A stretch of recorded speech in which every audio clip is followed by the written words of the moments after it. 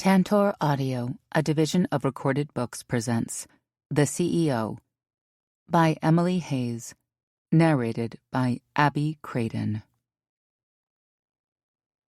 Chapter 1. Eva Perez sighed as the third candidate left the boardroom. 4 hours and 3 interviews later, she was already exhausted. But, like it or not, she had to pull through if she was going to get what she wanted. The right candidate for their new product line was out there somewhere, and hopefully, it wouldn't be too long before she found them. The first interview had been a complete mess. He clearly hadn't researched them or the company. If there was one thing Eva detested, it was people who didn't do their research, and even worse, people who wasted her time by being unprepared. The second and third candidates were not as bad, but something was missing from both their presentations. But she just couldn't put her finger on what it was exactly. But it didn't matter. How could she expect them to advertise and market her company's new range of products if they couldn't even properly pitch themselves? She aimed for perfection, and nothing they had brought to the table was anywhere near perfect. If the next candidate did not bring something more to the table, she would have to have a serious talk with Tony, the hiring manager. There was clearly a problem with the kind of candidates he was selecting, and if he wasn't going to get it right then, his head would be on the chopping block next. After a terribly needed break and a quick lunch at her desk, Eva was ready to continue her interviews. She took a deep breath, braced herself, and took a look at the profile of her next interviewee, Miss Madison Hall from the Savannah Agency. Despite her relatively small agency, Madison Hall came highly recommended, and it did nothing short of piquing Eva's interest. She looked at the profile in front of her. Savannah Marketing Agency was 7 years old, and they had worked with several multinationals, nothing significant in the last year or so, but she definitely couldn't be overlooked. How had Eva not heard of this woman before? It's true that she barely kept up with the social circles, but a company with a resume this impressive ought to have been on her radar. Eva clicked on the intercom, letting her assistant Michael know that it was time for the next interviewee. Eva's attention had just shifted to the stack of paper in front of her that provided all the information on the remaining candidates when Madison entered the room. "Good afternoon, Miss Hall. I hope to God your presentation pulls me out of the deep pits of boredom I've been thrown into by your predecessors this morning," Eva called out without lifting her eyes from the sheet of paper her eyes were now firmly glued to. "Well, I hope so too, Miss Perez. The traffic to this part of town is absolutely terrible. I wouldn't like to imagine that I braved it for nothing. Plus, boredom really isn't my style anyway." Eva couldn't help but smile at the apparent self-assurance. She had a good feeling this would be interesting. Slowly, Eva gathered the rogue sheets of paper and turned her attention to Madison Hall. Her eyes lifted to find the most gorgeous set of emerald green eyes she had seen in a long time staring right at her. Madison smiled lightly, a smile so disarming that Eva couldn't bear to look away. The way she presented herself reflected the confident aura she was projecting perfectly.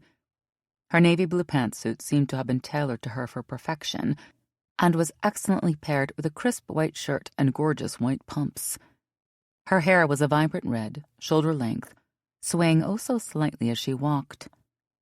Eva hated to admit it, but this woman was so strikingly attractive, so alluring, that Eva knew she would buy anything she was selling. Nathan, one of her team managers, cleared his throat, breaking Eva's trance and bringing her back to the situation at hand. Eva shook her head. "Your profile is impressive, Miss Hall." "Thank you." Madison responded quickly before unleashing another smile that dazzled and charmed, in a way that for some reason disoriented Eva more than she would ever be willing to admit. Her voice trailed off as she momentarily dropped her eyes back to the stack of papers before her. What was going on here? Why was this woman making her nervous?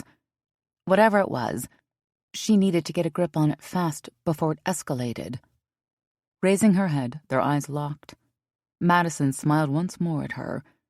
Eva could not make out the reason behind the warm, fuzzy feeling in her stomach. It just might have been the lunch she had, or perhaps it was the smile from the stranger that had her stomach doing flips. No, it couldn't be. It must have been the egg rolls. She had to tell Michael to stop ordering from the restaurant that made them.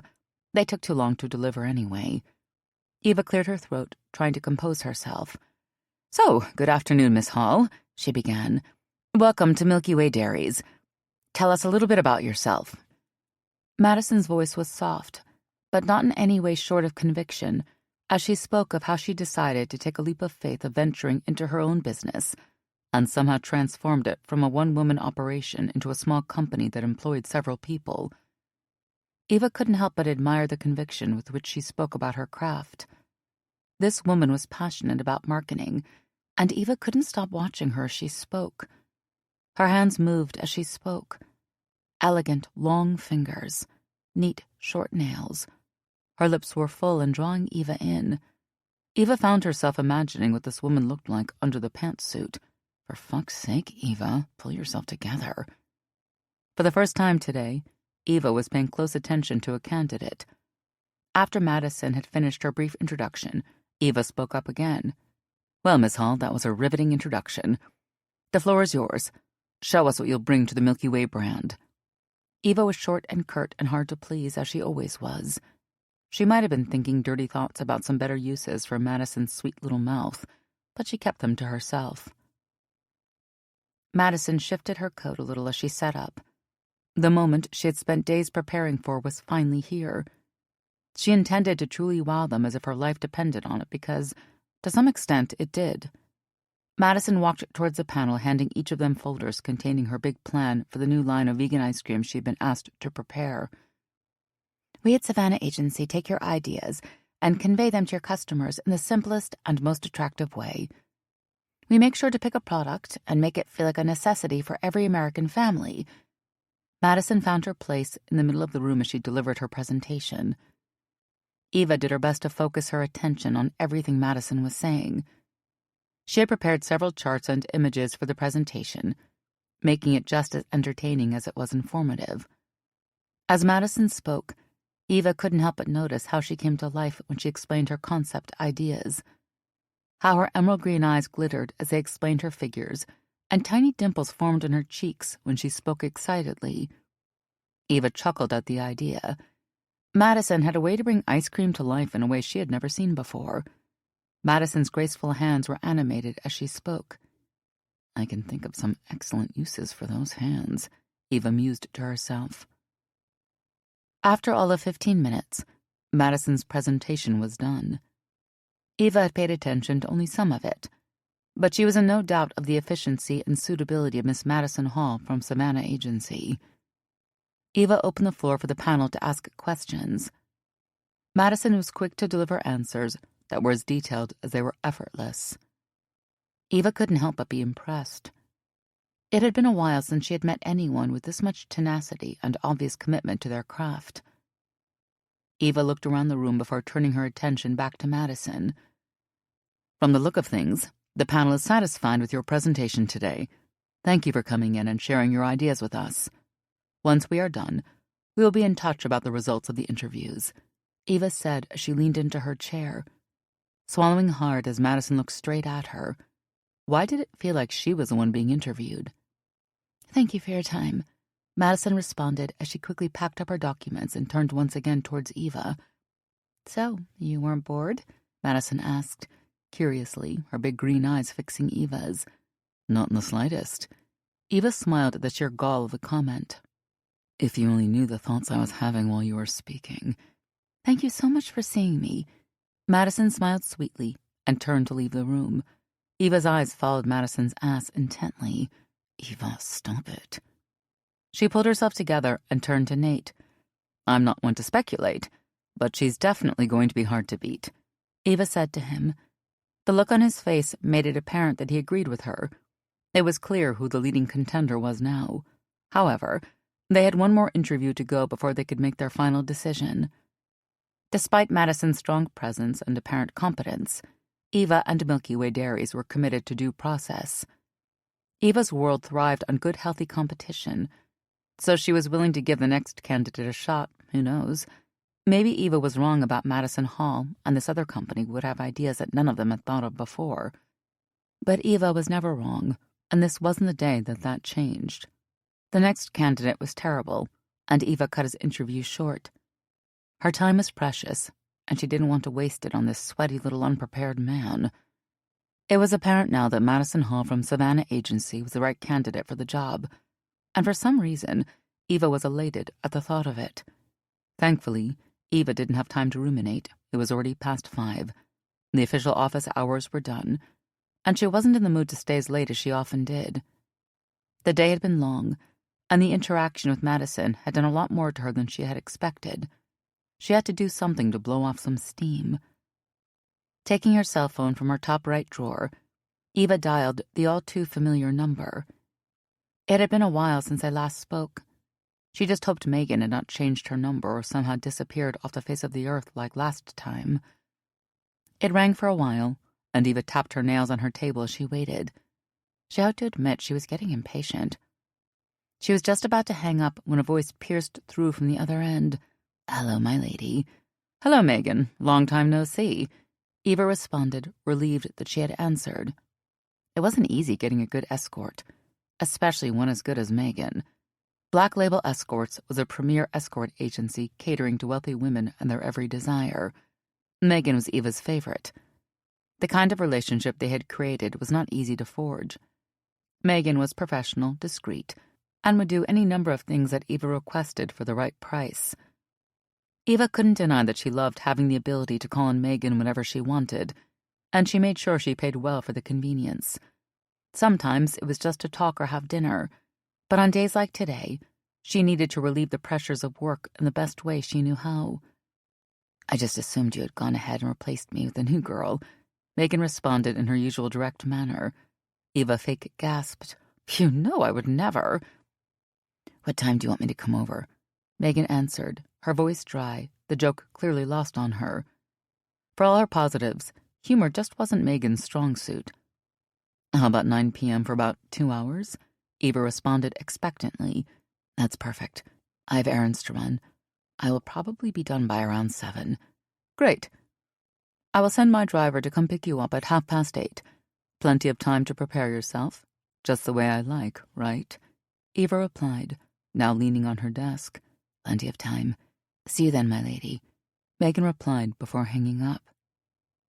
Eva loved watching Megan strutting around her house naked while she lay in bed.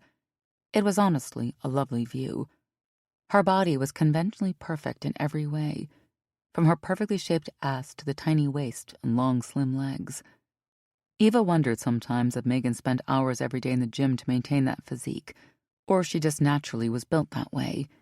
Megan was technically perfect, and could have probably made a good runway model. She might make it if she tried, but it wasn't Eva's place to tell her that.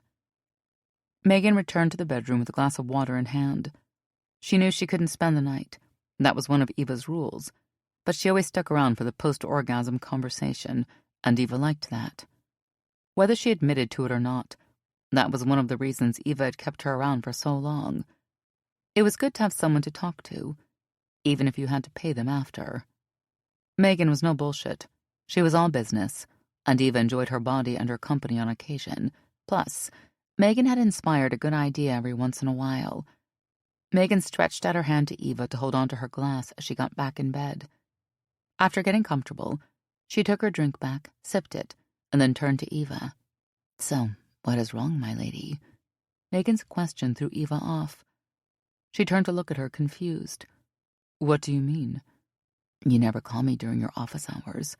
Not unless you want office play, and you seemed to be working through some frustration tonight. So, what is bothering you?" "I thought office hours ended at 5, Eva responded, avoiding the question. "Not for you," Megan responded dryly as she took a sip of her water. Eva definitely enjoyed Megan's company, but she did not want to talk about it, mainly because even she didn't know what it was. From where she was standing, everything was fine. "Well, it's just work. I had a long day, and I wanted to unwind." She could not tell her about Madison. Well, she could barely explain what it was about her that made her different from everyone else she met, or why she was so attracted to her. Heck, they'd only met just 2 hours ago. "If you insist," Megan replied before emptying the contents of her glass and placing it on the bedside. "Now, are you ready for round 2, my lady?" she asked softly, caressing Eva's arm. Eva had refused the pet name severely, But Megan was a kind of bratty sub who usually didn't follow instructions. The nickname had eventually developed a ring that she became fond of, but she wasn't going to let Megan know that. Megan drove her mad with her bratty behavior and annoying way of seeing through Eva's lies to herself. But something about Megan kept Eva coming back. "Call me that again, and I am going to punish you," Eva said in an authoritative voice, now already in character and ready to play. "Please, go ahead." Megan responded cheekily and looked at Eva with her big brown eyes. Eva couldn't help thinking momentarily of those dazzling emerald green eyes of Miss Madison Hall. "For fuck's sake, stop it now, Eva." She took a deep breath and pulled herself back to reality. A fire began growing in Eva's eyes at the go-ahead from Megan. She definitely was ready for a second round, and yet for some reason this time, her heart didn't feel in it. Megan was terrific in every sense of the word, but something was missing. Something deeper, more profound. But that was a problem for another day. "Turn around and bend over, Megan." For now, all she had to focus on was the woman in front of her, and that was good enough for her. Chapter 2.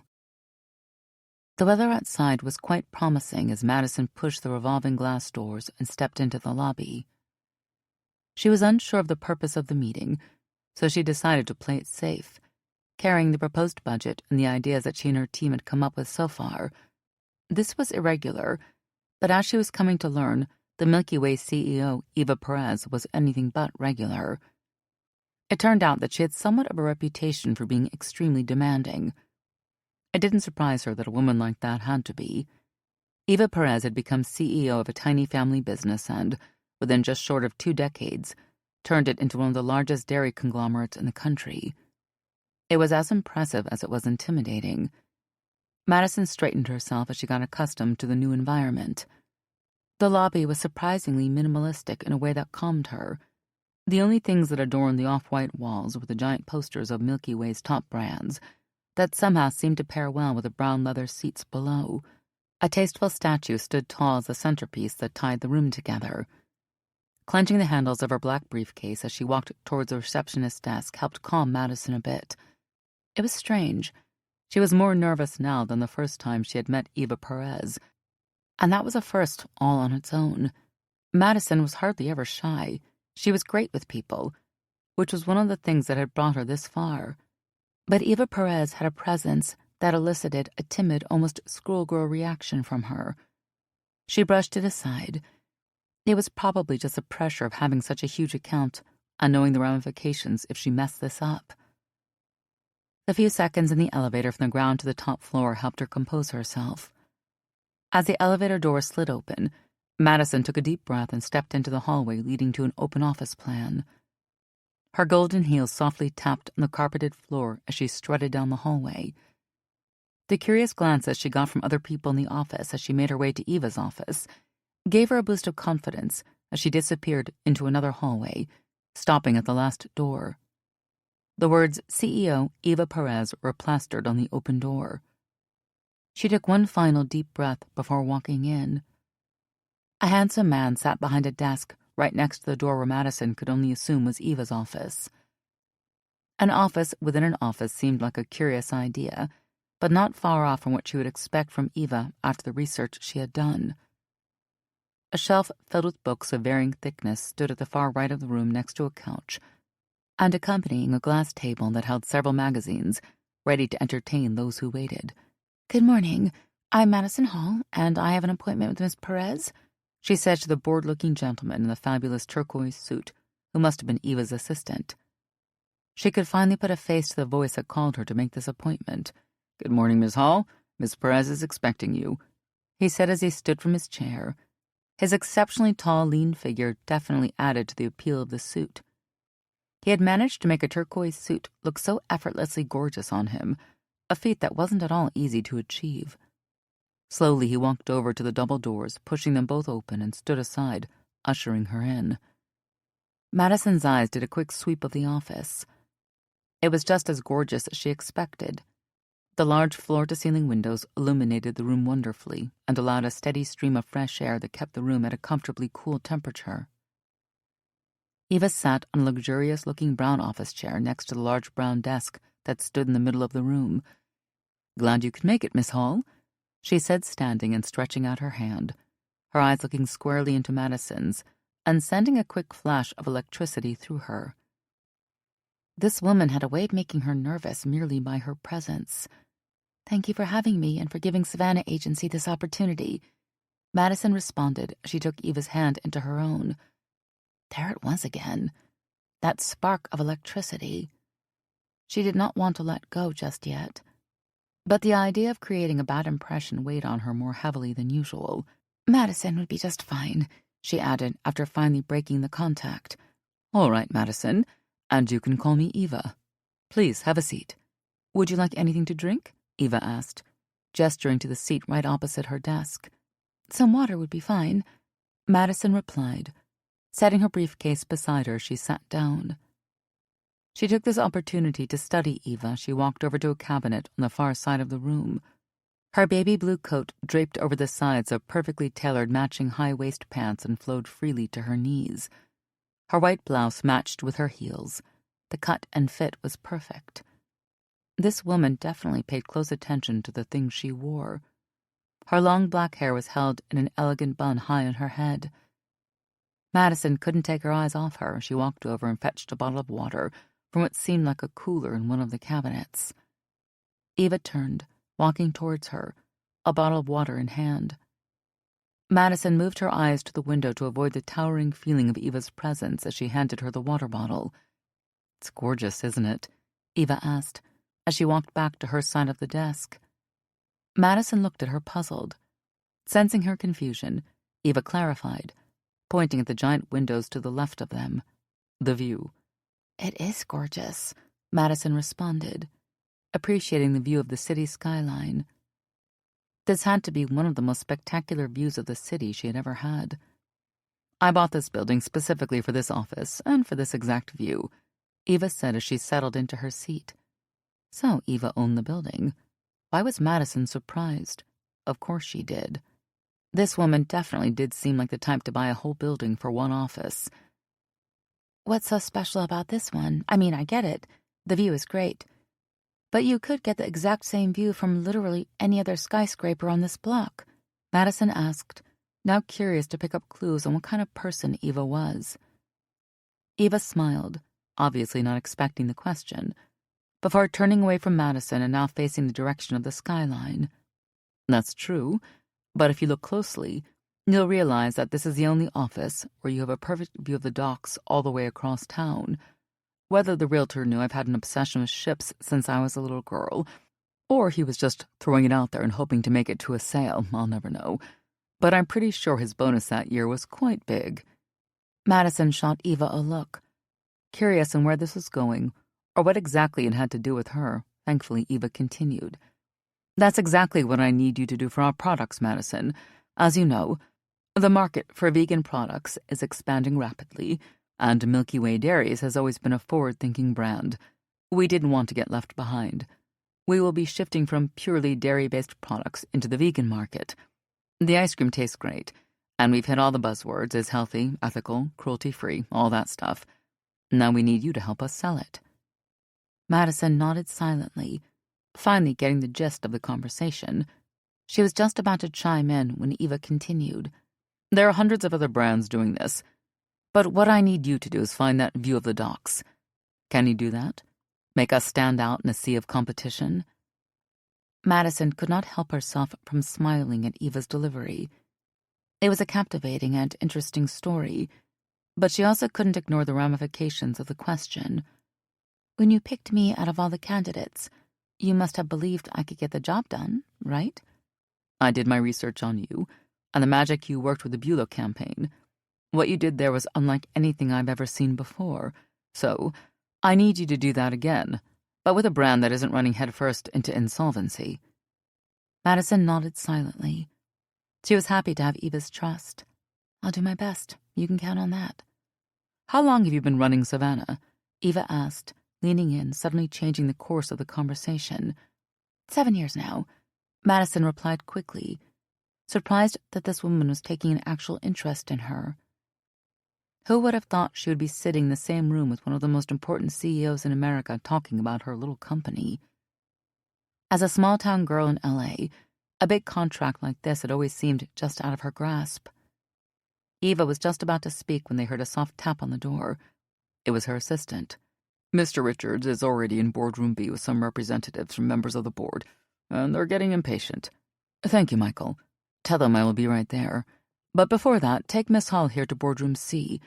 Make sure she gets acquainted with the marketing team. Who knows? Maybe they can make some magic in there." Eva spoke without taking her eyes off Madison for even a single second. Madison could even say she seemed to be studying her. This woman was the very definition of the word intense. "Thank you again for giving my company this opportunity. We hope you're pleased with what we do," Madison replied, just barely maintaining eye contact before she extended her hand for a final handshake. Eva stretched her hand towards Madison, taking her hand into hers and unleashing a warm feeling into her stomach. "There's no more need for thanks. I trust you. Just show me what you can do." There it was. Eva trusted her. The CEO of one of the largest brands in America trusted her to get the job done. Not bad for a girl from Lexington, Kentucky now, was it? Madison slowly turned around and was halfway across the room when she heard Eva's voice from behind her. "One last thing.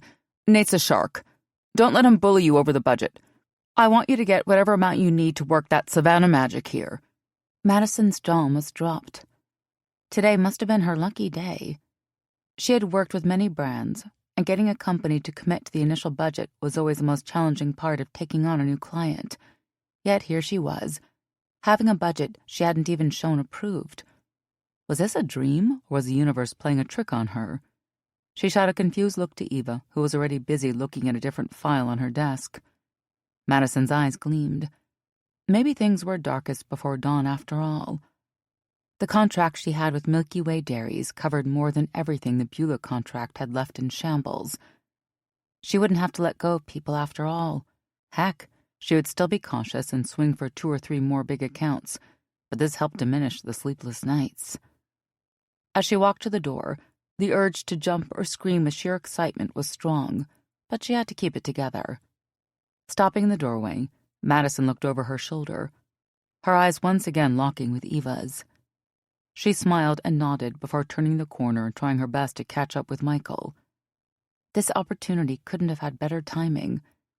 The past few weeks had been tough on Madison, and this was the opportunity she had been waiting for, and she wasn't going to mess it up. This was another opportunity to cement herself into the corporate space, and she would be damned if she didn't live up to it. Chapter 3. Eva steered to the left as she took the marked exit off the highway. Thankfully, the traffic that had held her up as she left the city limits had finally cleared up. She followed the twists and turns of the winding road before pulling onto the tiny road that led to the Magnolia Country Club. She checked her watch. She was already 30 minutes late, and from her mother's incessant calls every 5 minutes, she must have been the only one. They had agreed to meet for brunch to discuss business. Being a member of her family while running the family business meant that meeting for brunch could mean a lot of things for her. It could be anything from discussing what to do about a pesky shareholder problem to discussing why she was forever alone and not even trying to find someone. She rolled her eyes as she noticed her parents' and brother's cars parked all the way on the other side of the parking lot. Whatever the reason they'd summoned her here was, she didn't have a good feeling about it. Stepping out of the car, Eva inhaled the crisp, fresh air of the outdoors. She had never managed to get used to how starkly different this environment was compared to the city atmosphere she was used to. A beautiful breeze touched her face and blew freely through her hair as she handed her car keys to the valet to finish parking. The calming green of the golf club grass stretched out as far as the eye could see and melded perfectly with the soothing sound of the water flowing from the fountain, creating a perfectly relaxing ambiance. As Eva walked through the reception area, the wooden finish on the walls and pillars around the fireplace was the first thing she spotted. Despite how many times she had come here, she had never gotten used to that design choice. She had to hand it to them, though. This place was designed to make you feel like you were at home, or at least a very expensive version of it. Eva took it in as she checked in by the front office. Her father had insisted they get a membership once the company really took off. Still, she never felt like she really fit in with the people whose grandparents and great-grandparents had been members for generations. The whole show of it irked her, but she had to admit that access to this place had definitely aided them business-wise. Checking in was a quick process before she rushed to meet with her caddy, who waited for her at the steps on the back side of the building leading to the golf course. "Time waits for no one, Eva," her father called out when he saw her approaching. He stood ready with his firm grip on the driver club on the teeing ground, preparing for his swing. He wore a pink polo shirt that went well with his white pants and golf shoes. "Hello to you too, dear father. And before you start, I'm sorry I'm late. I got caught up in a meeting. You know how these things go," she replied preemptively before stopping beside her mother and giving her a warm hug. "You work too hard, just like your father. I bet that if I didn't force him to retire, he would still be working himself to the bone and leaving no time to enjoy himself," her mother chimed in. "It's been 20 years, Martha. Isn't that good enough?" Stephen, her father, retorted at the accusation, eliciting a slight chuckle from Eva. They all knew it was true he had been a terrible workaholic before he retired. "Hey, Matteo," Eva said coldly, giving her older brother a neutral look. The two of them never really saw eye to eye. Despite the fact that Matteo had never held down a real job, he was always the first to undermine her leadership and management style, especially in front of their parents. Nothing Eva did was ever good enough for him, even though she spent her entire life running the company that afforded him his lifestyle. "Silence now. I need concentration for the perfect shot," Stephen said, hovering the club over the golf ball for one last practice swing before gripping his club and staring into the lawn in front of him. He took one deep breath, relaxing his body, and gave the golf ball his best swing, sending it flying across the greenery into the hole. He turned to his family with a proud grin on his face. "That is how you make a winning shot." He pulled Eva in a tight embrace as she got to him. "Dad, I won't be able to play if you squeeze me this tight," she replied, wiggling beneath his arms. "If you made an effort to see your parents more often, I would not need to squeeze you this tight every chance I get. Now, it's your turn. You're lucky your brother's such a terrible shot, or I would have completely replaced you as my #1 competition in the family," he said before finally letting go of Eva. The caddy took out the teeing pin and a ball. After he placed them on the ground and quickly got out of the way, she took her driver club from him and slightly dug her golf shoes in the ground, steadying herself. After a few practice swings, she was ready. She hit the golf ball in one swing, sending it flying into the air before landing on the fairway area. "That's one hell of an arm," her father exclaimed as they got in the waiting golf carts. Matteo drove Eva while their parents rode in the other cart. The caddies had gotten a head start heading to their destination. Playing golf had become a family sport that their father took pride in teaching his children when they were old enough to hold a club. When they were younger and he was barely around, Eva had quickly realized that it was the surest way to get to bond with him and forced herself to get at least moderately good at the game. "So, Matteo, how is your wife doing?" Eva asked, doing her best to make conversation as they got closer to their first stop, which just happened to be Matteo's ball. "She is doing well. Her agency sent her to New Hampshire for a photo shoot," Matteo replied plainly. "How about your— oh, wait, there is no one in your life," he remarked scornfully. "Matteo, leave your sister alone. She is too busy trying to run a company on her own and apparently too busy to make time for her love life," Martha said as she joined them. Eva rolled her eyes at the casual dig that was so carelessly dressed up as a defense. "It's not my fault she'd rather pay people to spend time with her than actually meet someone," Matteo replied, going in even harder and causing Eva's cheeks to blush with embarrassment. How did he even know about that? Anyway, it didn't matter. She would have to keep her private activities more private next time. "Matteo, enough. Come here and try to salvage this miserable shot," Stephen retorted. Thankfully, he changed the subject. "So how did the meeting that made you late go? I hope all is well down there.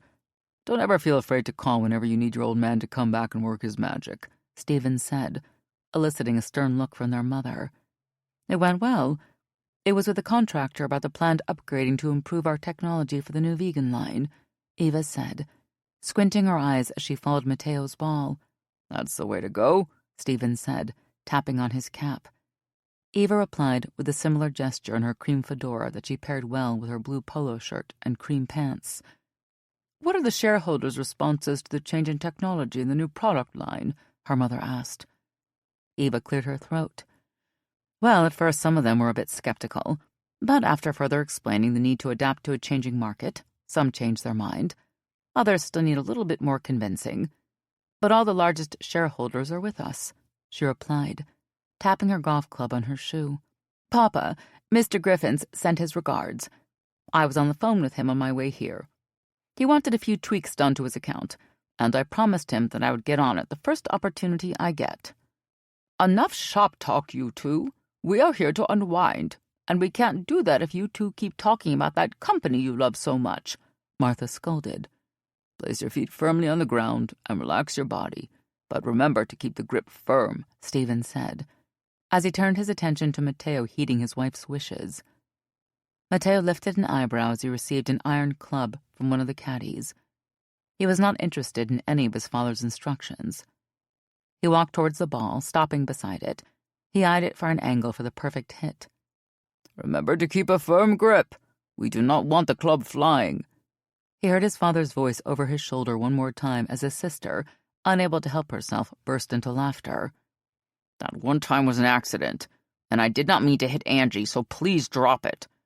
Now will you give me a chance to hit the ball, or do you want to keep driving from the passenger seat? Matteo retorted. The teasing was clearly getting to him. Well, go ahead then, Tiger Woods. Stephen continued, undeterred by his son's outburst. Matteo lowered his head in shame, or maybe it was concentration.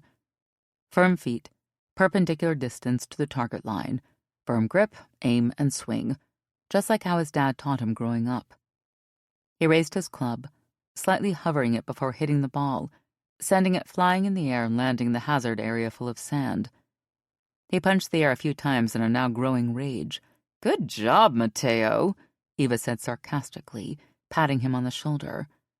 His father passed him, shaking his head in disappointment, while his mother watched from the sidelines. You tried your best, and that is what matters, she said to comfort him. Matteo was left behind to cool down, while Martha walked past Eva and her father, preparing herself for her play, giving Eva and her father a private moment to talk. Eva, your mother and I have noticed your tremendous efforts in keeping the business running. You have driven sales through the roof. Now you want to introduce a new product. We could not be any prouder of you. Thank you, Papa. Eva could feel a but lingering somewhere in the air. Her parents were always supportive, but her father wasn't one to just hand out praise. Sensing hesitance, Stephen adjusted himself, continuing. However, this is a family business. My father and his brothers worked on it together. So did your Auntie Lucy and me. Your mother and I don't think it's fair for you to handle all the pressure by yourself while your brother just lounges with us retirees. The truth of what was going on finally hit Eva. I mean no offense, Papa, but Matteo hasn't been able to hold a single job since he finished business school. I don't think he's anywhere near qualified to hold a senior management position at the company. You don't have to give him anything big. Maybe a position in the financial department as a team leader. Maybe giving him a job to do might give him a purpose beyond just drinking and spending all my money. Eva looked into her father's eyes. She could not believe what she was hearing. There wasn't a single possibility in her mind that saw where this ended well. I don't think it's a good idea, Dad. Oh, my darling, you need to give yourself time to live. Maybe find a nice girl to settle down with. You cannot have a life being cooped up in your office forever. With your brother there, at least you can always be sure that someone is looking out for what you can't see. Stephen pleaded with her. Matteo never listens. He definitely was not listening to you earlier. What will make him listen to me? I will deal with that. Eva, he needs something to do with his life. He needs to learn responsibility. And he will do that working for you. Eva, just give your brother a chance to prove himself, Stephen said, trying to convince her. Eva thought about it. She was obviously already outnumbered if both her parents had decided on this together. And it wasn't like Matteo was going to refuse if he was still going to have the company footing all his bills. Fine, but if he screws up even a little bit, he's fired, she said. Her father placed his arm across her shoulders. Thank you, darling. That's the way to go. Family always sticks together. But make sure to be tough on him so that he earns his position there.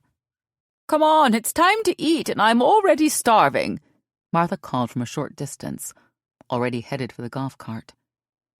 Eva swallowed hard as she got into the golf cart with Matteo. This wasn't ideal, but she would give him a shot. She just hoped Matteo wasn't going to screw this up. Chapter 4. Madison took a deep breath before taking another sip of her wine. After a whole day working on the Milky Way campaign, she was exhausted. All her body yearned for was a warm shower and some comfy pajamas, but she couldn't go home, at least not yet. She had a meeting with one of the representatives from the tech firm Chassis that had the potential to make all of this worth it. Bagging the Milky Way contract had helped her prevent her company from hurling off a cliff, but she had to make sure they wouldn't be in a position like that again, and that required another large account. The smooth jazz and rich, earthy taste of the wine didn't take away the exhaustion, but it did warm the tired bits of her soul just enough to keep on waiting for this guy. The choice and location of this meeting was odd, but she figured this was some kind of introductory meeting before setting dates for an actual pitch. "Hello, Miss Hall," a deep, husky voice called from right behind her, pulling her out of her contemplative state. Quickly she stood from her chair, bumping her leg on the table and bumping her glass. She was lucky. Her quick reflexes saved her glass from knocking over. Nervously she stretched out her hand. Madison would be fine. The gentleman looked at her curiously. They had exchanged conversation on the phone for a while, but had never really met in person. "Randy Fletcher," he replied, reciprocating the handshake. Indicating the empty seat before her, she said, "Please have a seat, Mr. Fletcher." Unbuttoning his jacket, he let his black coat hang free as he sat. The white shirt underneath tugged on its buttons across his extremely large chest. Stealing glances at him, Madison noticed his well-groomed beard. This was obviously a man who took great care in how he looked and how he presented himself. After the brief introduction, Madison felt like it was time to get down to business. "Mr. Fletcher, I have a couple of ideas for you and your company. I've been looking at the portfolio for Chassis Tech, and I feel there are a few things we can improve to really get your brand out there." She was about to continue shooting off ideas when he interrupted her. "Please call me Randall, and I'm not here to talk about my company tonight, Miss Hall. I'm here to talk about yours. Before jumping into business with you, we need to know exactly what kind of people you are and the kind of company you run," he said before hailing one of the waiters and requesting a vodka double. "Well, I started my company about 7 years ago.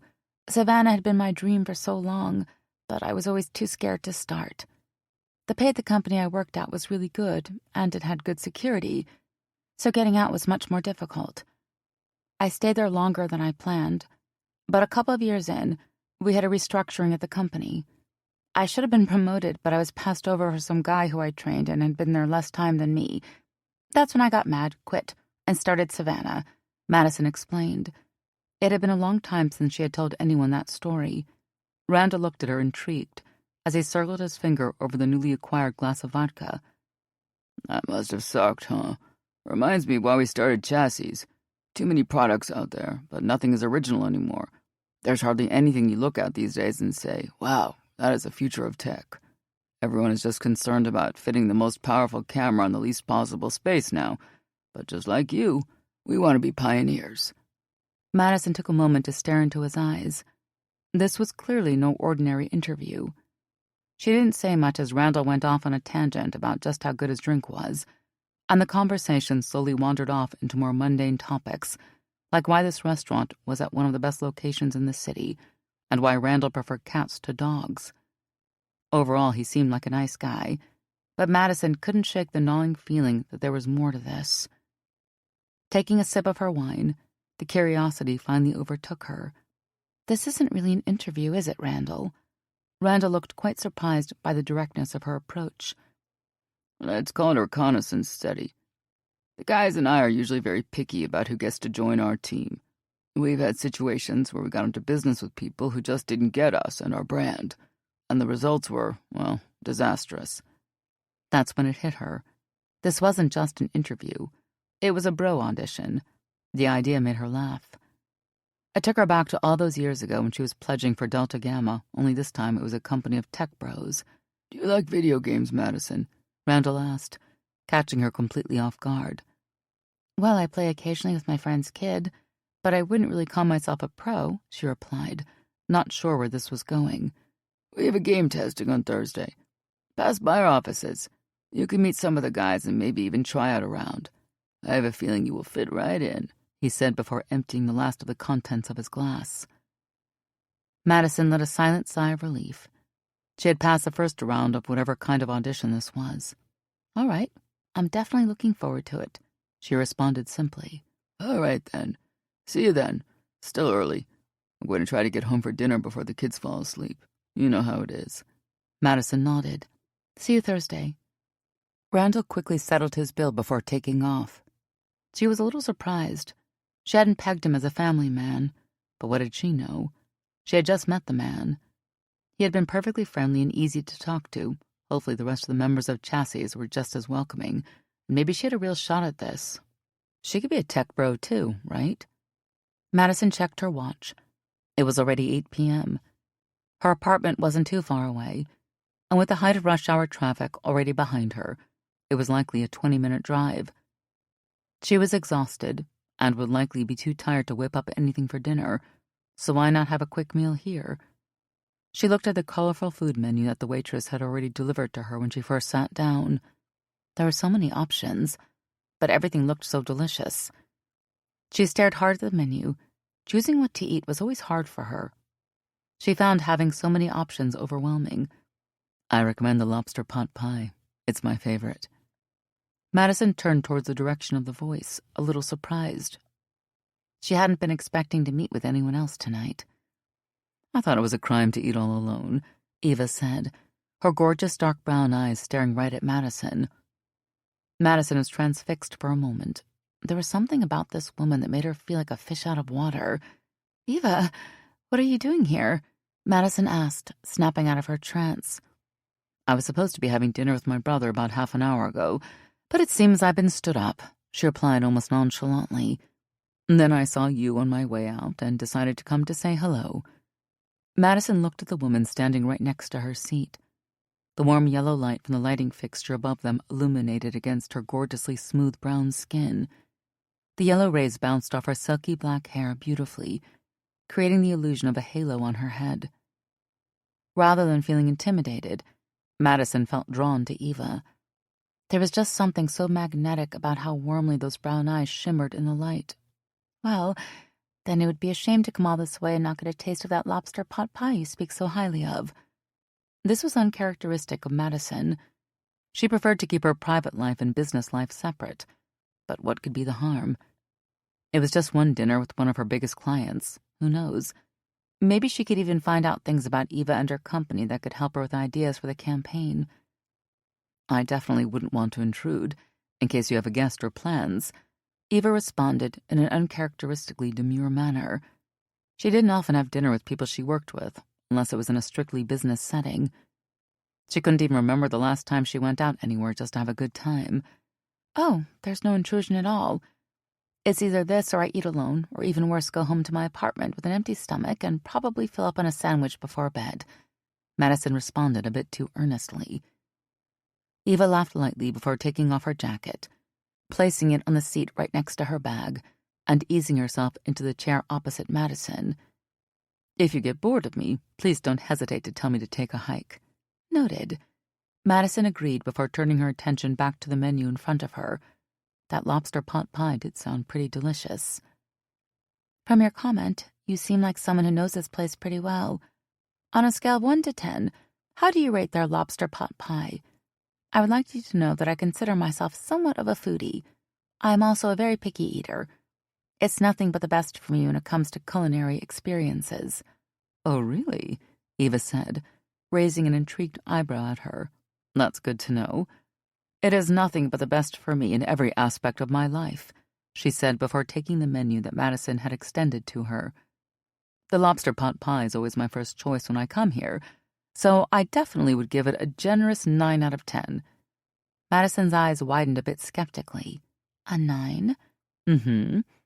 I'm no expert foodie like you, but I guarantee you'll love it, Eva said, smiling as she leaned in a little, now evidently settled in.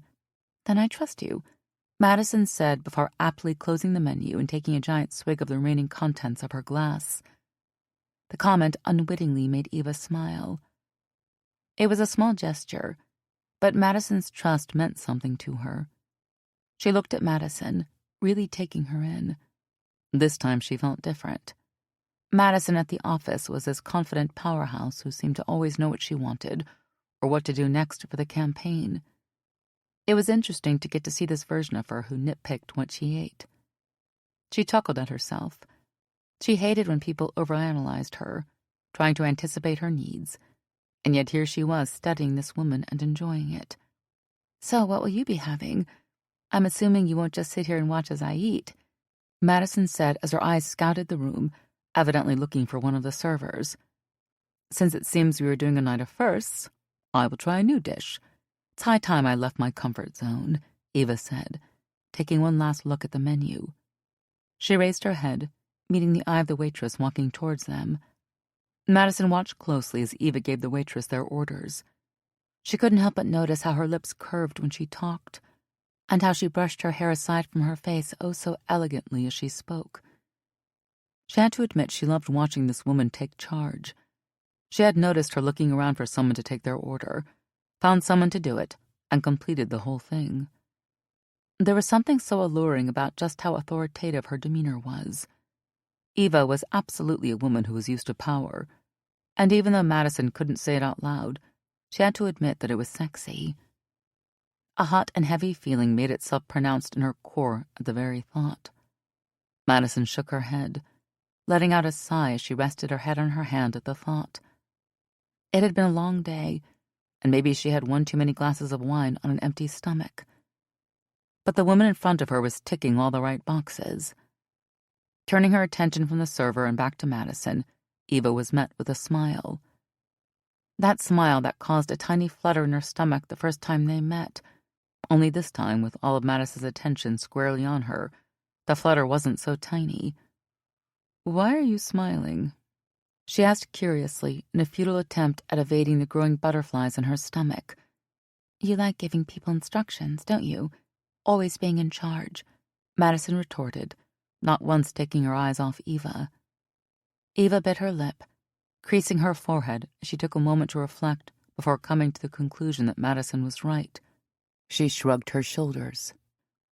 "I guess I just can't help it. I've been running a company for over 20 years and was senior management way before that. At some point, it just becomes part of who you are."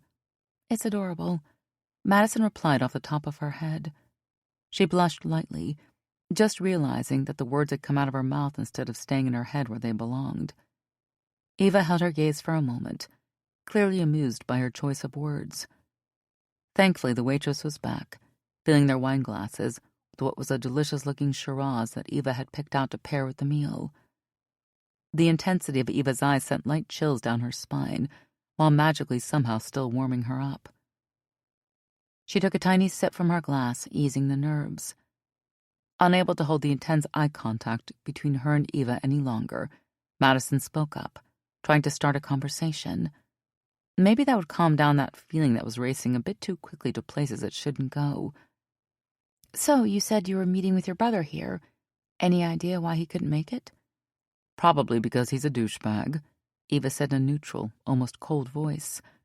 "I take it you two aren't really BFFs then," Madison said, a little surprised at Eva's brutal honesty.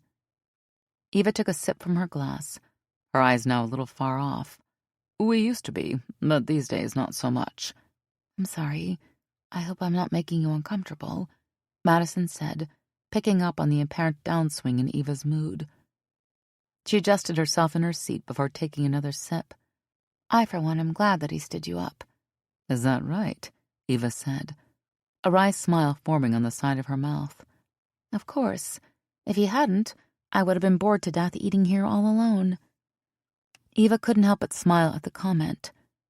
She had to admit that this evening was turning out much better than she had previously anticipated. Anything was better than having to deal with Matteo, but this was better than she could have ever asked for. "How about you? Why are you by yourself?" Madison was torn at the crossroads on what to tell her. "I was having a meeting with a rep from a tech startup. I might be taking them on. That's if I pass the frat interview and become one of them. Eva chuckled at the idea.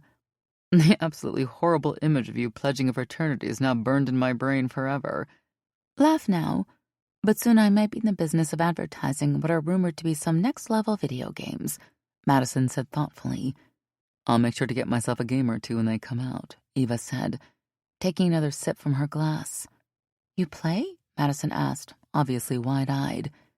She hadn't pegged Eva as much of a gamer. Hardly ever. But I did get my nephew a new console for his birthday, so we do play every once in a while, whether I have some spare time. He absolutely loves that thing. I can imagine. Sounds like a really fun time. Well, if you can call getting your ass whooped by a 12-year-old fun, then I guess so, Eva shrugged. You and your family sound really close, Madison said, circling the rim of her glass with her finger. We have our moments, Eva said lightly. She loved her family, with the exception of her and her brother. They were all pretty tight-knit. What about you? What's your family like? Well, there's not really much for me to say. I'm an only child. I grew up with my mom and dad on our horse farm in Lexington, Kentucky. And then I grew up. I came to college in California and just never left, Madison said, giving the ultra-simplified version of her life story. Eva's eyes grew wide with surprise. I wouldn't have pegged you as a horse girl. Madison chuckled. Trust me. All I need is a pair of riding boots, a horse, and a saddle, and the horse girl will just pop out like a genie from a lamp.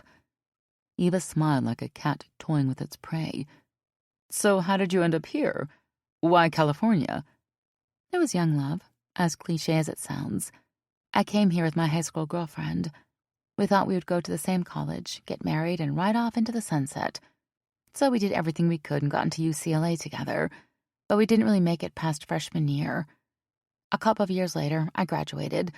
The place had grown on me, and the opportunities after graduation were pretty good here. So I stayed, Madison replied thoughtfully.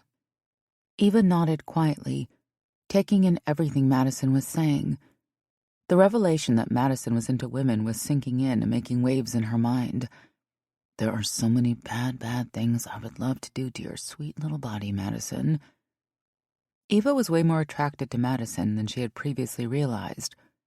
She was just about to speak up when the particularly fresh-faced waitress walked up to them, a large circular tray in hand. "Excuse me," the waitress spoke quietly, setting the delicious-looking dishes in front of them, allowing Eva to take in the all-too-familiar yet enticing aroma before her. "Would you like anything else?" she asked after she finished setting the table. Eva turned to Madison, who shook her head. "Nothing at the moment," she replied, raising her head before turning her attention back to Madison. "Tell me what you think," she said, gesturing to the pie that stood next to her steak before unfolding the napkin in front of her and placing it carefully on her lap. "All right, then," Madison replied enthusiastically. She hadn't realized just how hungry she had been before the meal was set right in front of her.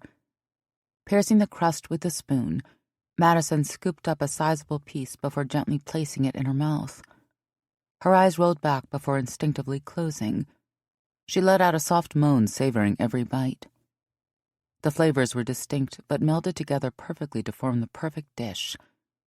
This was undoubtedly one of the best things she had ever eaten. It was nothing short of amazing.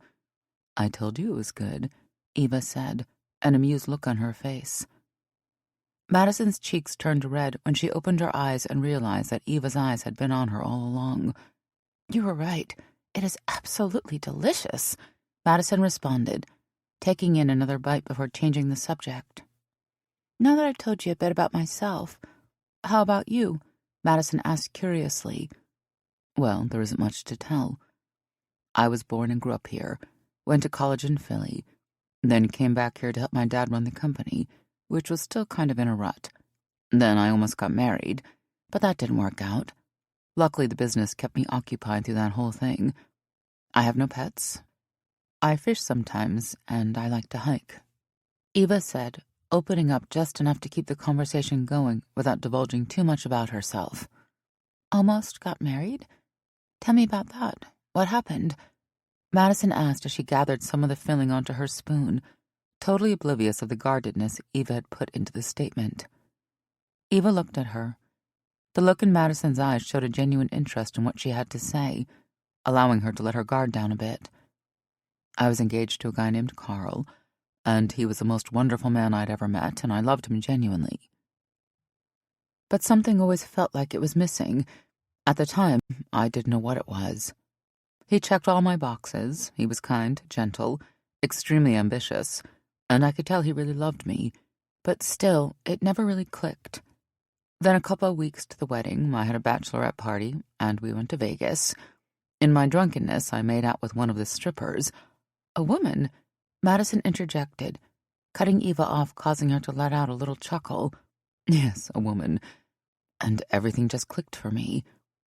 It took me a while, but I realized I was gay. I had felt more in that fleeting kiss with her than I had felt in my entire relationship with Carl. So I called off the wedding, came out to him and my entire family, and that was that. That must have been really scary, Madison said, stretching out her hand and taking Eva's hand into her own. Eva could feel the heat rising from her cheeks, but she didn't pull away. It was, but things worked out. Carl, being the sweet human he is, was heartbroken, but he understood, and my family was super supportive, so it could have been worse. Eva stared into Madison's eyes. She had just met this woman not long ago, but there was an innate understanding between them in the way they spoke. It was as if they had known each other for years. Talking to Madison felt refreshing, like a cup of cold water on a hot summer day. Madison held Eva's hand for a while longer before letting go, and Eva couldn't help but feel the loss.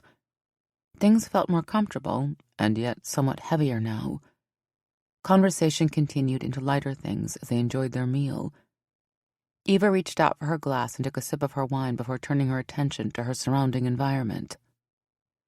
Noticing the elegant timepiece that hung on the wall, she was baffled by how fast time had flown. The 2 hours she had spent with Madison felt like they had been just 10 minutes.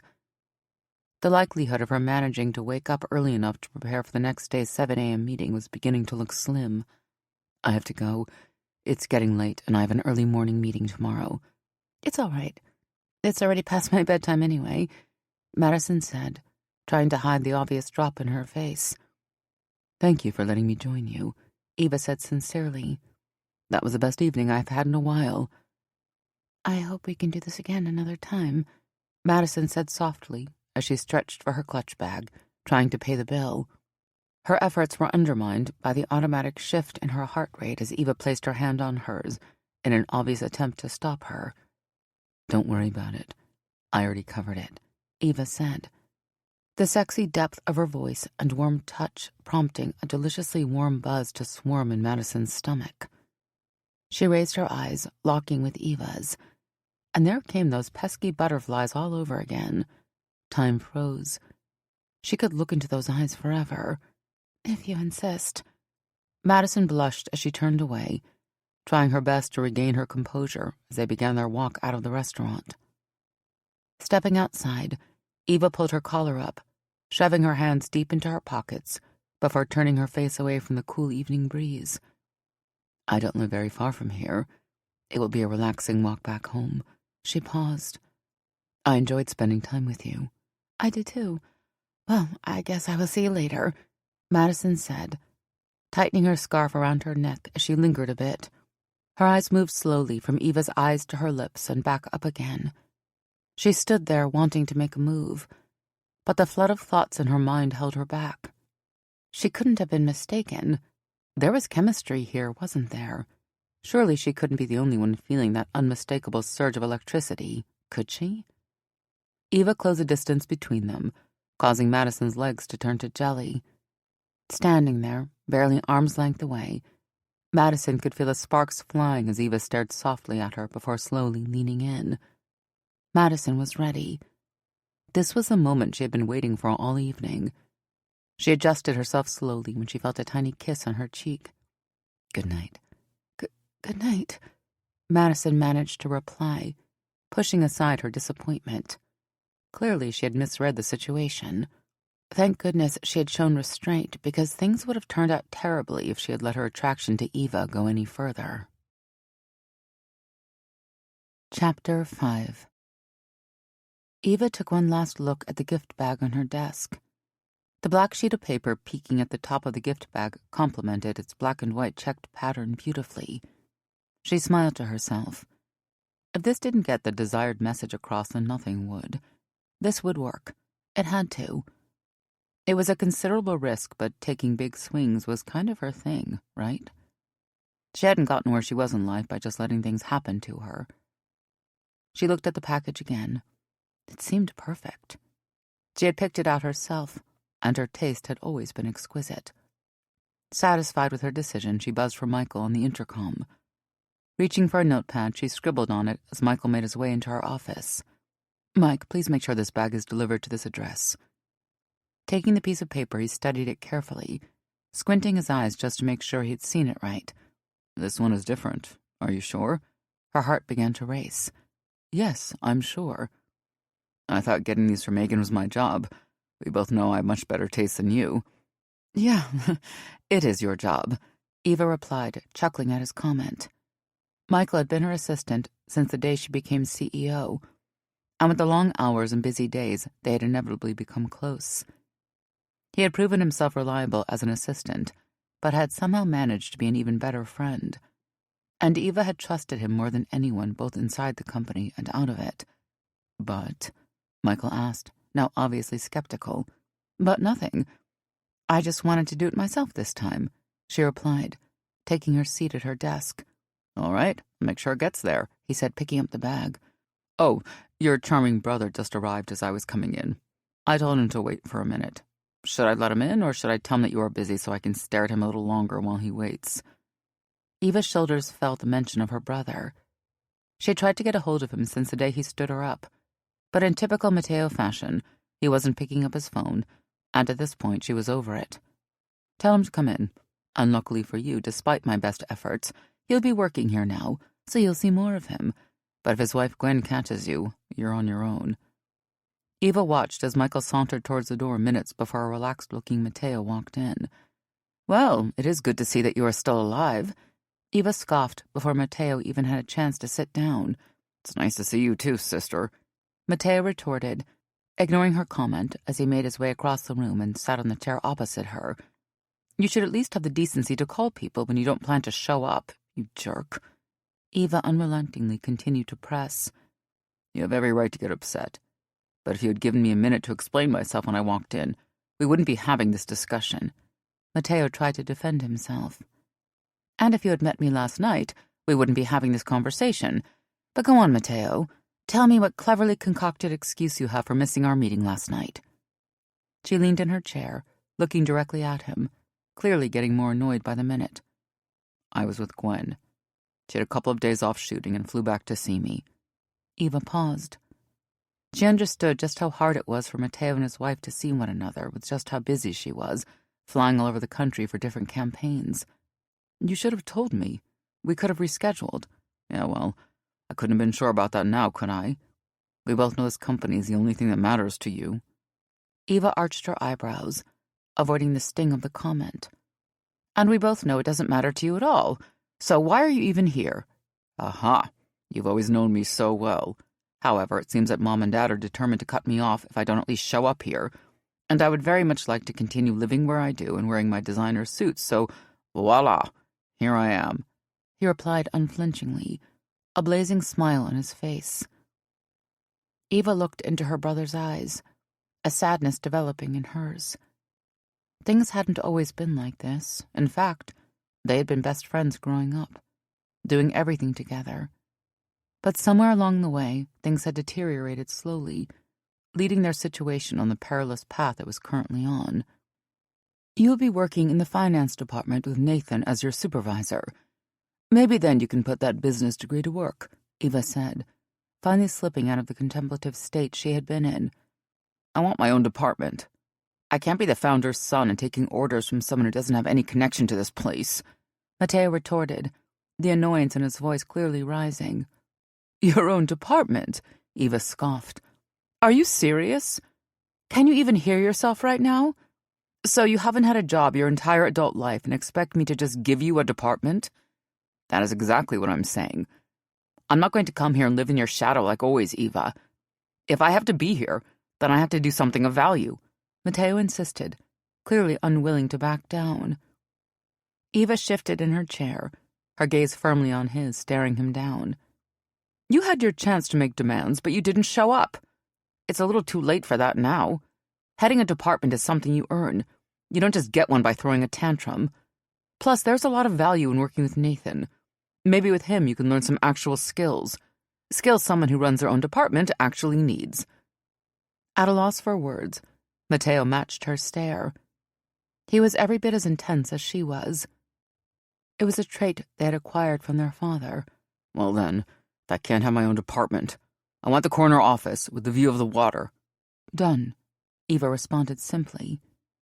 It was wiser to give Mateo at least some of what he wanted. He wasn't the most determined individual, but he was in no way a pushover. They sat in the room quietly, each weighing the resolve of the other. No matter how much Eva hated to admit it, they were more alike than they were different. A fact she knew was a key cause of most of their conflicts. If you would excuse me, I should be going now. Seems I have to go get acquainted with Nathan in my new office then, Mateo hissed, not willing to fight anymore, but clearly still unsatisfied with the outcome of events. It seems you should, Eva reiterated as she watched her brother swiftly get up and head for the door. Eva sighed when she was sure he had shut the door behind him. This would be a difficult adjustment period for both of them. They hadn't had this much time in close proximity to one another since she left for college. She just hoped they would somehow be able to put aside their differences and come together, if not for themselves, then for their parents.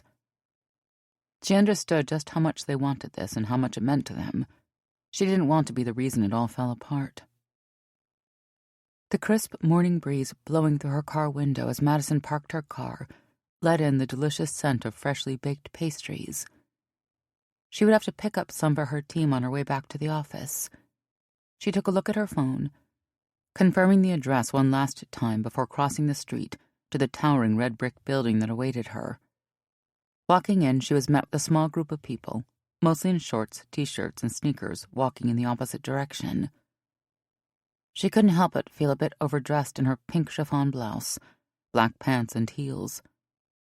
Should she have worn something more casual as well? After all, she was on a mission to fit in as best as she could today. It seemed she wouldn't have to save the contemplation for another time when Randy walked up to her, stretching out his hand. Glad you could make it, Madison. The semi-casual look he was in today was a sharp contrast to the last time she had seen him. The purple polo shirt, black slacks, and shoes went surprisingly well with the obviously relaxed theme of this office. I'm glad to be here, Madison responded, following his lead along the baby blue wall decorated with all sorts of colorful graphic art depicting their various games. Madison followed him towards the sound of excited murmurs, where she found several small groups at their places in front of the giant screens. We are doing the final test for our newest game before our rollout to the general public, and everyone is excited. It's been a long couple of months, so today, all we're going to do is play a few games and have some fun. Madison nodded. Seems that it's going well from the sound of the cheers. It definitely is. Care for something to drink? Randy said, gesturing towards a refrigerator filled with all sorts of drinks from sodas to beer. No, thank you, she replied, a bit surprised. She had heard how free these types of places were, but it was still surprising to see it up close. Allow me to give you a tour of our offices before we begin having any serious conversations. Get you acquainted with our space. Walk with me, Randy said, walking slightly ahead of Madison. The tour began at the spacious open office where the majority of the developers worked. Most of them were either playing the game or watching the gameplay on the huge screens she had just seen. However, there were still a few who were busy working on their computers. Randall led her to another one of their workspaces. But this time, instead of being filled with tiny desks, it looked more like a lounging area. Multicolored puffs, beanbags, and lounge chairs were arranged beautifully in the room, creating a different, more stimulating workspace. The low-hanging ceilings, with a stretch of fluorescent tubes for lighting, created an elongated feeling to the room, making it feel much homier than any other place in the building. On one of the walls hung a large animated painted portrait of Jerron Lanier, the person who Madison came to learn was the founder of modern virtual reality. The room naturally extended into a large kitchen where there resided several coffee machines and a long tray filled with freshly baked pastries. This place seems like a lot of fun. Maybe I should become a programmer and come work here," Madison joked before grabbing and taking a bite into one of the delicious-looking chocolate-glazed donuts. Randall chuckled at the idea. "We like to make our staff feel valued. It's small stuff like this that makes a difference between us and every other tech firm in Silicon Valley. We try our best to incorporate that feeling into our products as well." They walked on for a bit before stopping near a door close to the entrance of his office. "Finally, the room we are the proudest of." He paused, opening the door. "The game room. This is where the magic happens." Madison squinted to adjust to the dimly lit room. It felt like something out of a movie.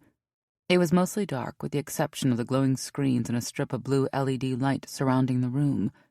Several young men sat in chairs, large sets covering their eyes and ears. They seemed wholly immersed in their play, some even having jump scares as their games unfolded. Madison had always loved games. Her younger self would have been thrilled walking into a room like this. She was the kind of girl who would spend her entire weekend at the mall arcade with her friends. "Would you like to play? It's a realistic simulation of the Formula One race. Now everyone can compete against the greatest racers in the world," Randy asked, gesturing to the one unoccupied seat. "I would love that," Madison squeaked, her face beaming with excitement. Randall helped her put on her equipment and connect to the machines. The snug helmet was fitted with surround speakers that created the hyper-realistic sound of roaring engines as the goggles took her onto a gorgeous-looking racetrack. For a minute there, she felt as if she had been sucked into another world as she scrolled down the screen that guided the players in navigating the game. Madison squealed excitedly as she maneuvered the corners of the track. Randall watched over her. It was always fun to see someone's first interactions with their game. Blinking severely, Madison tried adjusting to the lighting in the room as she got the helmet off, adrenaline pumping. She had lost the game to virtual Lewis Hamilton, but was left feeling no less like a champion. It wasn't every day you got to play with the greats. This was one of the reasons she loved her job so much. It had opened doors for her to do amazing things like this. She was just getting readjusted to the dim lighting of the room when, in search for her now-missing Randall, she heard a feminine voice call out from behind her. "Good morning, Miss Hall." She turned around to be met by the only other woman in the room stretching out her hand. "I'm Jane Pitcher. Randy told me to take care of you when you got out of the game. He apologizes for leaving unannounced, but unfortunately, he had an issue to take care of that required his urgent assistance." "It's a pleasure to meet you, Miss Pitcher," Madison responded, now fairly comfortable. "I believe he wouldn't lead me to anyone but the most competent hands." "Of course. Can we talk in my office? The game room is not really the best place to hold a conversation," Jane said, looking over her shoulder at the guy releasing differently tuned grunts to the tempo of his game. "No problem.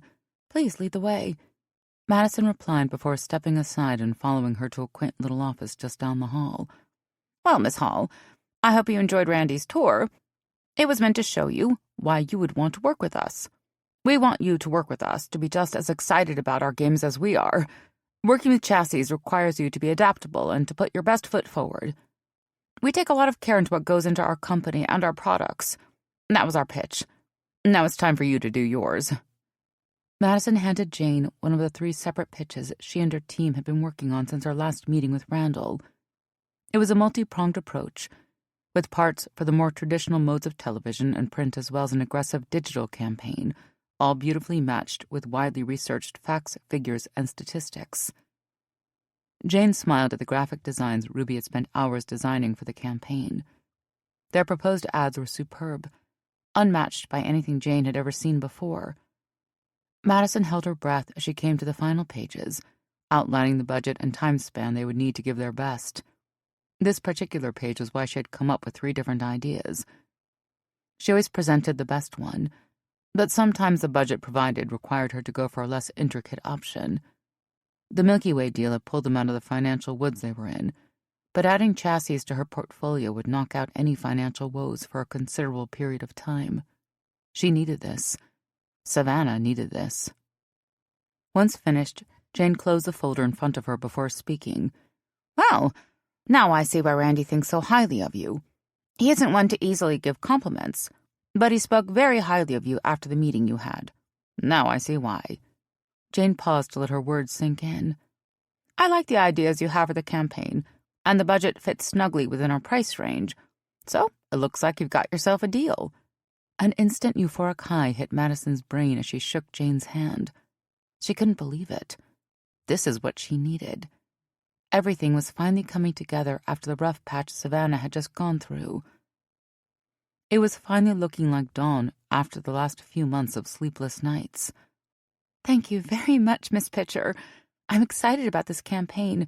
It's going to be amazing," Madison mouthed when she could finally string an intelligent sentence together. "I'll have legal draft the papers. They should be ready by the end of the week," Jane said, mirroring her enthusiasm. Madison's mind was at peace as she picked up some celebratory donuts for her staff and started her short drive back to her office. She turned on the radio just in time to catch the beginning of one of her favorite songs, Billy Joel's iconic hit Uptown Girl. In the midst of singing along to the tune, her mind slowly drifted off to Eva and the strange evening they had spent together. How could she have been so wrong? For a minute there, it felt like they were about to kiss. She couldn't put a finger on the exact moment the mood changed, but briefly it felt like they were connecting. She couldn't determine why that seemingly friendly kiss on the cheek felt like more than a friendly gesture, or why she had so deeply hoped for something more. There had been more than one moment throughout that evening where she longed to kiss Eva. A deep, ravenous kiss that would ignite their bodies just as their lips touched. Anyway, it didn't matter. It was inappropriate anyway. Eva was a business associate, and Madison should know better than to get involved with one, even if the said associate was incredibly sexy and lit a roaring fire within her. Madison pushed the thoughts of Eva deep into the crevices of her mind as she parked her car. Today was a good day. There was no need to ruin it with thoughts of things that she couldn't control. "Look what I brought," she announced as she walked into the tiny workspace her 6 employees shared. "Something delicious, I hope," Ruby responded from behind her computer screen. "Of course. Celebratory donuts. Chassie's liked our pitch. We'll be signing the contract by the end of the week." "Yes," Joe announced as he got up to get himself a cup of coffee from the coffee machine in the corner before taking one of the brown bags from Madison's hand. "This is heavenly," Jennifer moaned after taking a bite of one of the cinnamon donuts. "I hoped you would all say that," Madison said with a smile. "Let's keep the morale high, everyone. We now have 2 giant accounts, so we will need to put in a few extra hours to keep all our clients happy. Thankfully, we now have the money for all that overtime." Frida, her girl for all things numbers, joked. "That we do," Madison confirmed, eliciting a loud whistle from Joe. She could sense her employees had gotten a sense of just how bad the situation they just got out of had been. "Speaking of numbers, I should get back to work now. There is a lot to do." She turned her attention to Frida. "Do you have the budget projections for the brothers, John and James?" Frida handed Madison a folder that she quickly skimmed through. "Thank you," she said as she walked away. Walking into her office, Madison took a seat at her desk and got ready to pour herself into the files in front of her. The new clients were great, but if she was going to keep this ship afloat, she needed to work a lot faster and produce the same quality of work. She trusted in her team, but she knew it wouldn't be easy on them either. She had just gotten into reviewing the budget when Ruby popped her head through the tiny opening of the office door. "That came for you earlier this morning," she said, pointing to a gorgeous-looking black and white striped bag on her office shelf. "I forgot to mention it when you came back in, and I knew you probably wouldn't see it."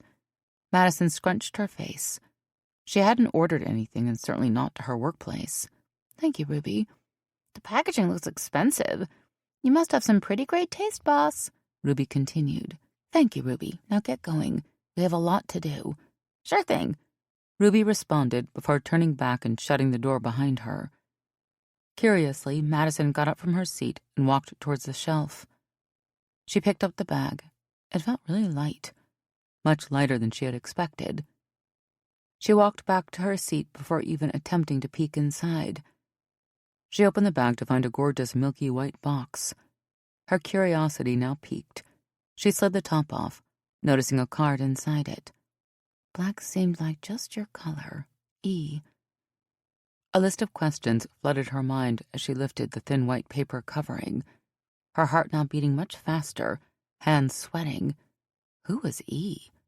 There were only 2 people she knew whose names started with E, and one was her mother back home in Kentucky. It was improbable that her mother would be the one sending such a gorgeous-looking package, especially without telling her first. Madison's eyes widened as she finally got a glimpse of the gift.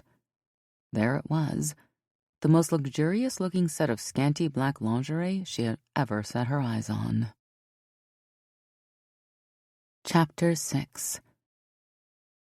The view of the sunrise just above the water from her office was something Eva always looked forward to. She took it all in just before she hung her black coat on the coat rack and took a seat. It was early, but like most days, she was first to arrive in the office. She loved the peace and quiet of the mornings. It meant no interruptions, and for her that equaled unparalleled productivity. Setting her cup of coffee on the table, she switched on her computer and shuffled through a stack of papers on her desk as it booted. Her mind inadvertently went to her schedule for the day. It was all back-to-back meetings, project reviews, and assessments. It wasn't the most exciting day ahead of her, but the boredom of days like these was what kept the company going. She took a sip of the delicious mocha latte she had picked up from Starbucks on her way into the office and started her assessment of the long spreadsheet she had to tackle. She began earnestly, but it wasn't long before the rows and columns in front of her melded into one huge cloud as her mind drifted off to Madison. She smiled. She had taken a big swing, and today she would see if it had paid off. Making gestures like this wasn't alien for her. She had on many occasions done things like that for her escort Megan, but the butterflies and uncertainty this time were new. Madison was having a meeting with Eva's marketing team today, and she was hoping to have a chance to speak to her despite how busy her schedule was. It had been just 24 hours, and she hadn't really gotten the opportunity to meet up with her or explain the move she had made. She conceded that it was out of the ordinary, but she had to do something to get Madison's attention. Eva shook her head, determinedly setting the thoughts aside as she focused on her work. It was 2 hours later when the buzzer on the intercom went off, startling her from her trail of thought. She checked. It was already 8:30. She had been so engrossed on her screen, scrolling and typing away, that she barely noticed how much time had passed. Even then, she still had 30 minutes to her first meeting. "What's up, Michael?" she asked, blinking her eyes rapidly to ease the strain from the brightness of the screen. "Sorry to bother you, but Miss Hall is requesting to see you. I told her she has to make an appointment, but she doesn't seem to be taking no for an answer." Eva grimaced. She had forgotten to tell Michael to just let her in. "Wasn't she supposed to be in a meeting with the marketing team?" "It's not until 9. They rescheduled it from 11. Michael responded quietly. As if on cue, Eva's heart rate began to quicken. She was adaptable, but she didn't like to be caught unaware. Her eyes dropped to the messy pile of papers on her desk, and she suddenly felt very self-conscious. "Just give me a minute," she responded quickly. She could not let Madison come in and find it looking like this. Quickly, she began stacking them until a few moments later, she let out a sigh. This was the best outcome she could hope for that quickly. "Send her in." It was only a couple of seconds later when Madison walked in. Eva couldn't take her eyes off her. Her gorgeous red hair was pinned up neatly today. The light organic makeup look did well to make the navy blue pantsuit she was wearing stand out. Her piercing emerald green eyes were brought out perfectly by her long lashes and the dark mascara she had on. Eva swallowed hard, completely transfixed. It was as if every time she saw her, she had gotten progressively prettier. "Hey," Madison said, smiling. "Hi, I wasn't expecting you so soon," Eva managed, finally getting out of her trance.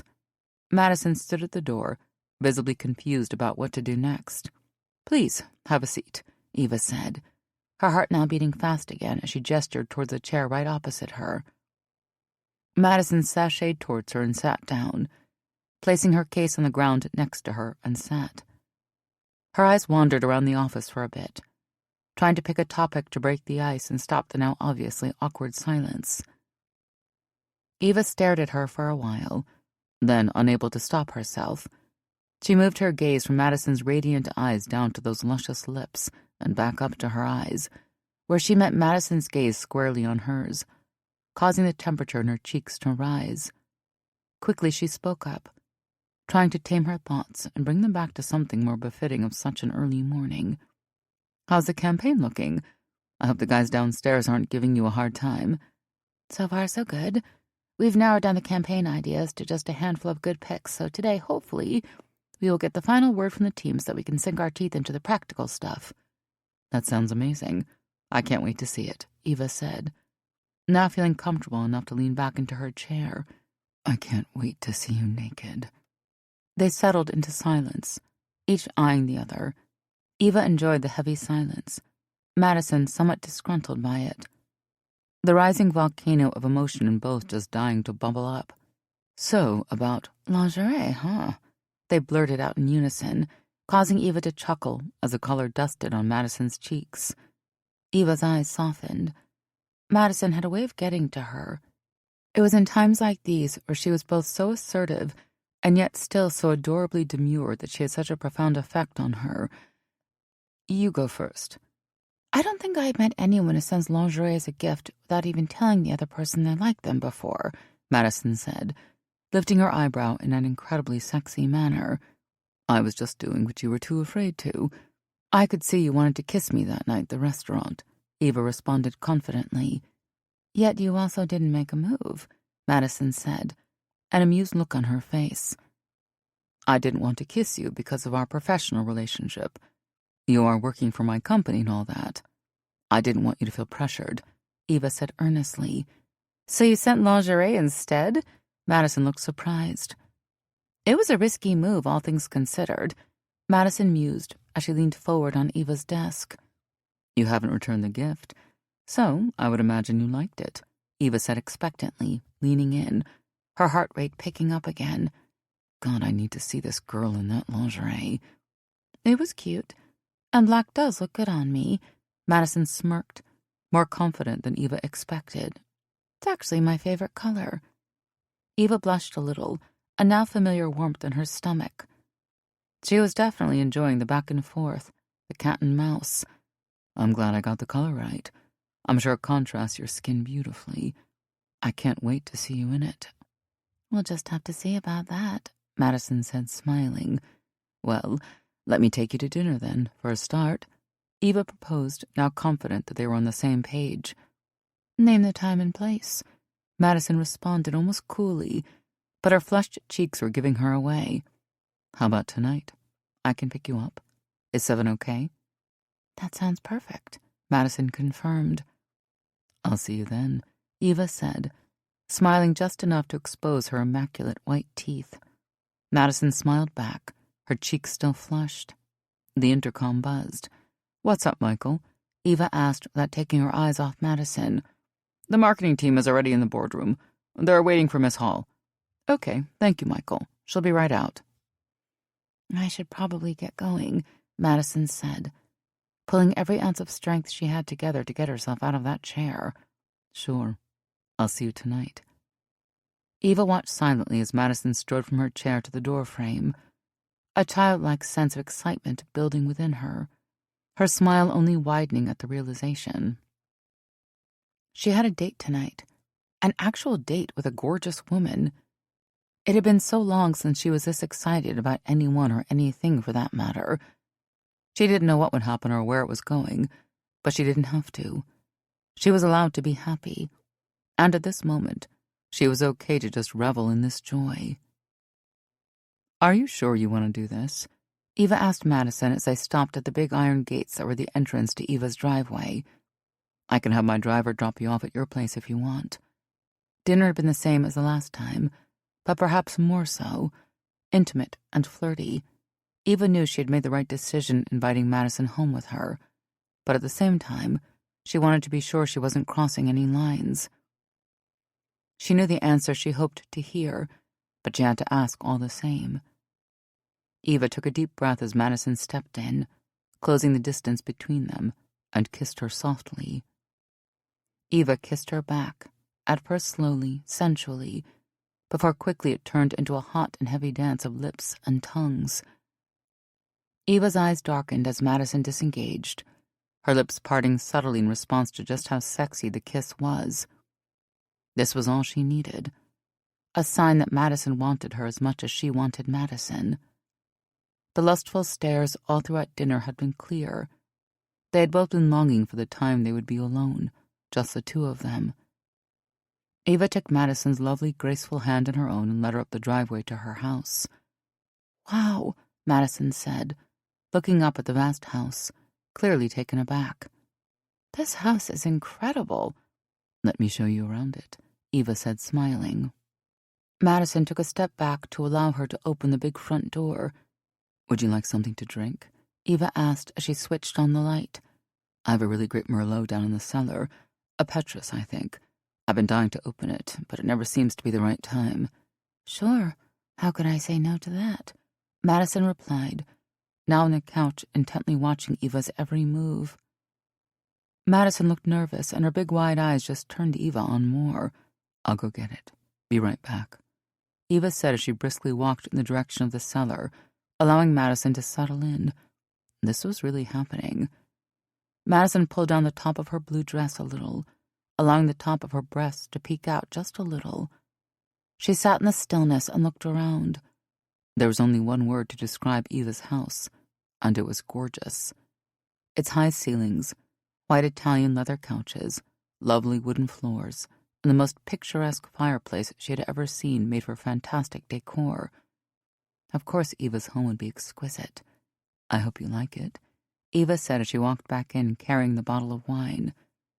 She took her time uncorking the bottle before pouring out a generous serving into each of the glasses. Then, walking over to the couch, Eva handed Madison a glass and took her place next to her. This is absolutely amazing," Madison moaned as she took a sip of the Merlot. "Good, isn't it?" "It was a gift from an old friend I hadn't seen in ages," Eva said as she scooted closer. "Seems you have excellent friends, then," Madison said before savoring the taste of another sip. "I had an amazing night tonight," she added, smiling. "Me too," Eva replied in a low voice. They were silent for a little while, a light, comfortable silence that had become somewhat of a staple for them now. Madison could only divert her eyes for so long from Eva's until finally she met her gaze and could feel the hunger in her eyes. It wasn't long before the quiet room was overflowing with a thick layer of raw sexual tension. Setting her glass back on the table, Eva got closer to Madison, her voice now barely above a whisper. "Do you have any idea how much I want you right now, Madison?" Madison felt her cheeks flush. She took in a shallow breath, her muscles clenching in the most delicious ways. She could feel her heart beating fast and the heat between her thighs growing. She inhaled deeply, staring into the hypnotizing flame of those intoxicating brown eyes. Eva took the cue immediately. She'd been ready to devour Madison for some time now. She took control, taking Madison's face in her hands, pulling her in closer for that much-wanted kiss. Madison's lips parted in anticipation. Her body thrummed deliciously with arousal as a steady heat moved through her, heading sharply downward. Eva's lips were demanding, slow and firm, leading hers into a slow, sensual rhythm. Gently, Eva's hands wandered off to Madison's back as she plastered soft kisses across her jawline before settling down onto her neck. Finding the zipper, she tugged gently before peeling Madison's dress down to her waist and revealing the black lingerie that she had bought her. Eva smiled in satisfaction. Eva pulled Madison towards her. "I want to kiss every single inch of you," Eva declared in that low, sexy voice. Understanding her intentions, Madison moved one leg over Eva, straddling her. Eva raised her head, locking her eyes with Madison, who stared fervently at her, those hypnotizing eyes piercing right into her soul. Both her hands were in Eva's hair as she leaned over her, kissing her passionately. Eva moaned reflexively as their tongues touched. She could feel the warmth radiating from Madison's thighs. "Your hair smells so good," Madison murmured as their lips parted. Now intoxicated with desire, Eva could barely respond. Lowering her hand from Madison's back, Eva cupped her now free butt. She gently caressed it as they kissed before slightly raising her hand and spanking it. Madison let out a muffled moan into her mouth, which only acted as fuel to the growing fire within her. Raising her hand once more, she spanked Madison again, this time a little harder than before, eliciting a louder, more intense moan. Madison tugged hard at her hair, causing Eva to groan deeply. The sensation that she had unleashed was as painful as it was excruciatingly delicious. Eva separated her lips from Madison's, leaving a trail of soft, sweet kisses as she moved downwards, first concentrating on her neck, before settling on the top of those stunning breasts. Holding onto Madison's butt with one hand, she tried unhooking her bra with the other. Eva sucked in a breath as the bra came undone. The sight of Madison topless in front of her was more picturesque than she could have ever imagined. Her eyes danced about in her head. She couldn't bear to take them off Madison's gorgeous body. "Wait," Madison whispered, prompting her to stop. Eva watched in captivation as Madison tugged on her top and unclasped her bra. Taking both straps, she slowly pulled it down both Eva's arms, gently brushing her fingers on Eva's skin in a way that sent shivers down her spine. Now topless as well, every nerve in her body was painfully and exigently awake. Cupping Madison's breasts, Eva lowered her head, teasing as she slowly licked and withdrew to blow bouts of cool air on each nipple, elongating them as they obliged and hardened. "God," Madison breathed as Eva took a nipple into the warmth of her mouth. She could feel the sweet agony of arousal all over her body, the wetness that was now filling her center acting as evidence of just how much she wanted Eva at that moment. Eva took her time, kissing, caressing, teasing, circling. The previously muffled moans from Madison only grew louder as Eva gently rolled her thumbs over the now sensitive nipples. She could feel Madison gently squirming, grinding her hips rhythmically on Eva's lap.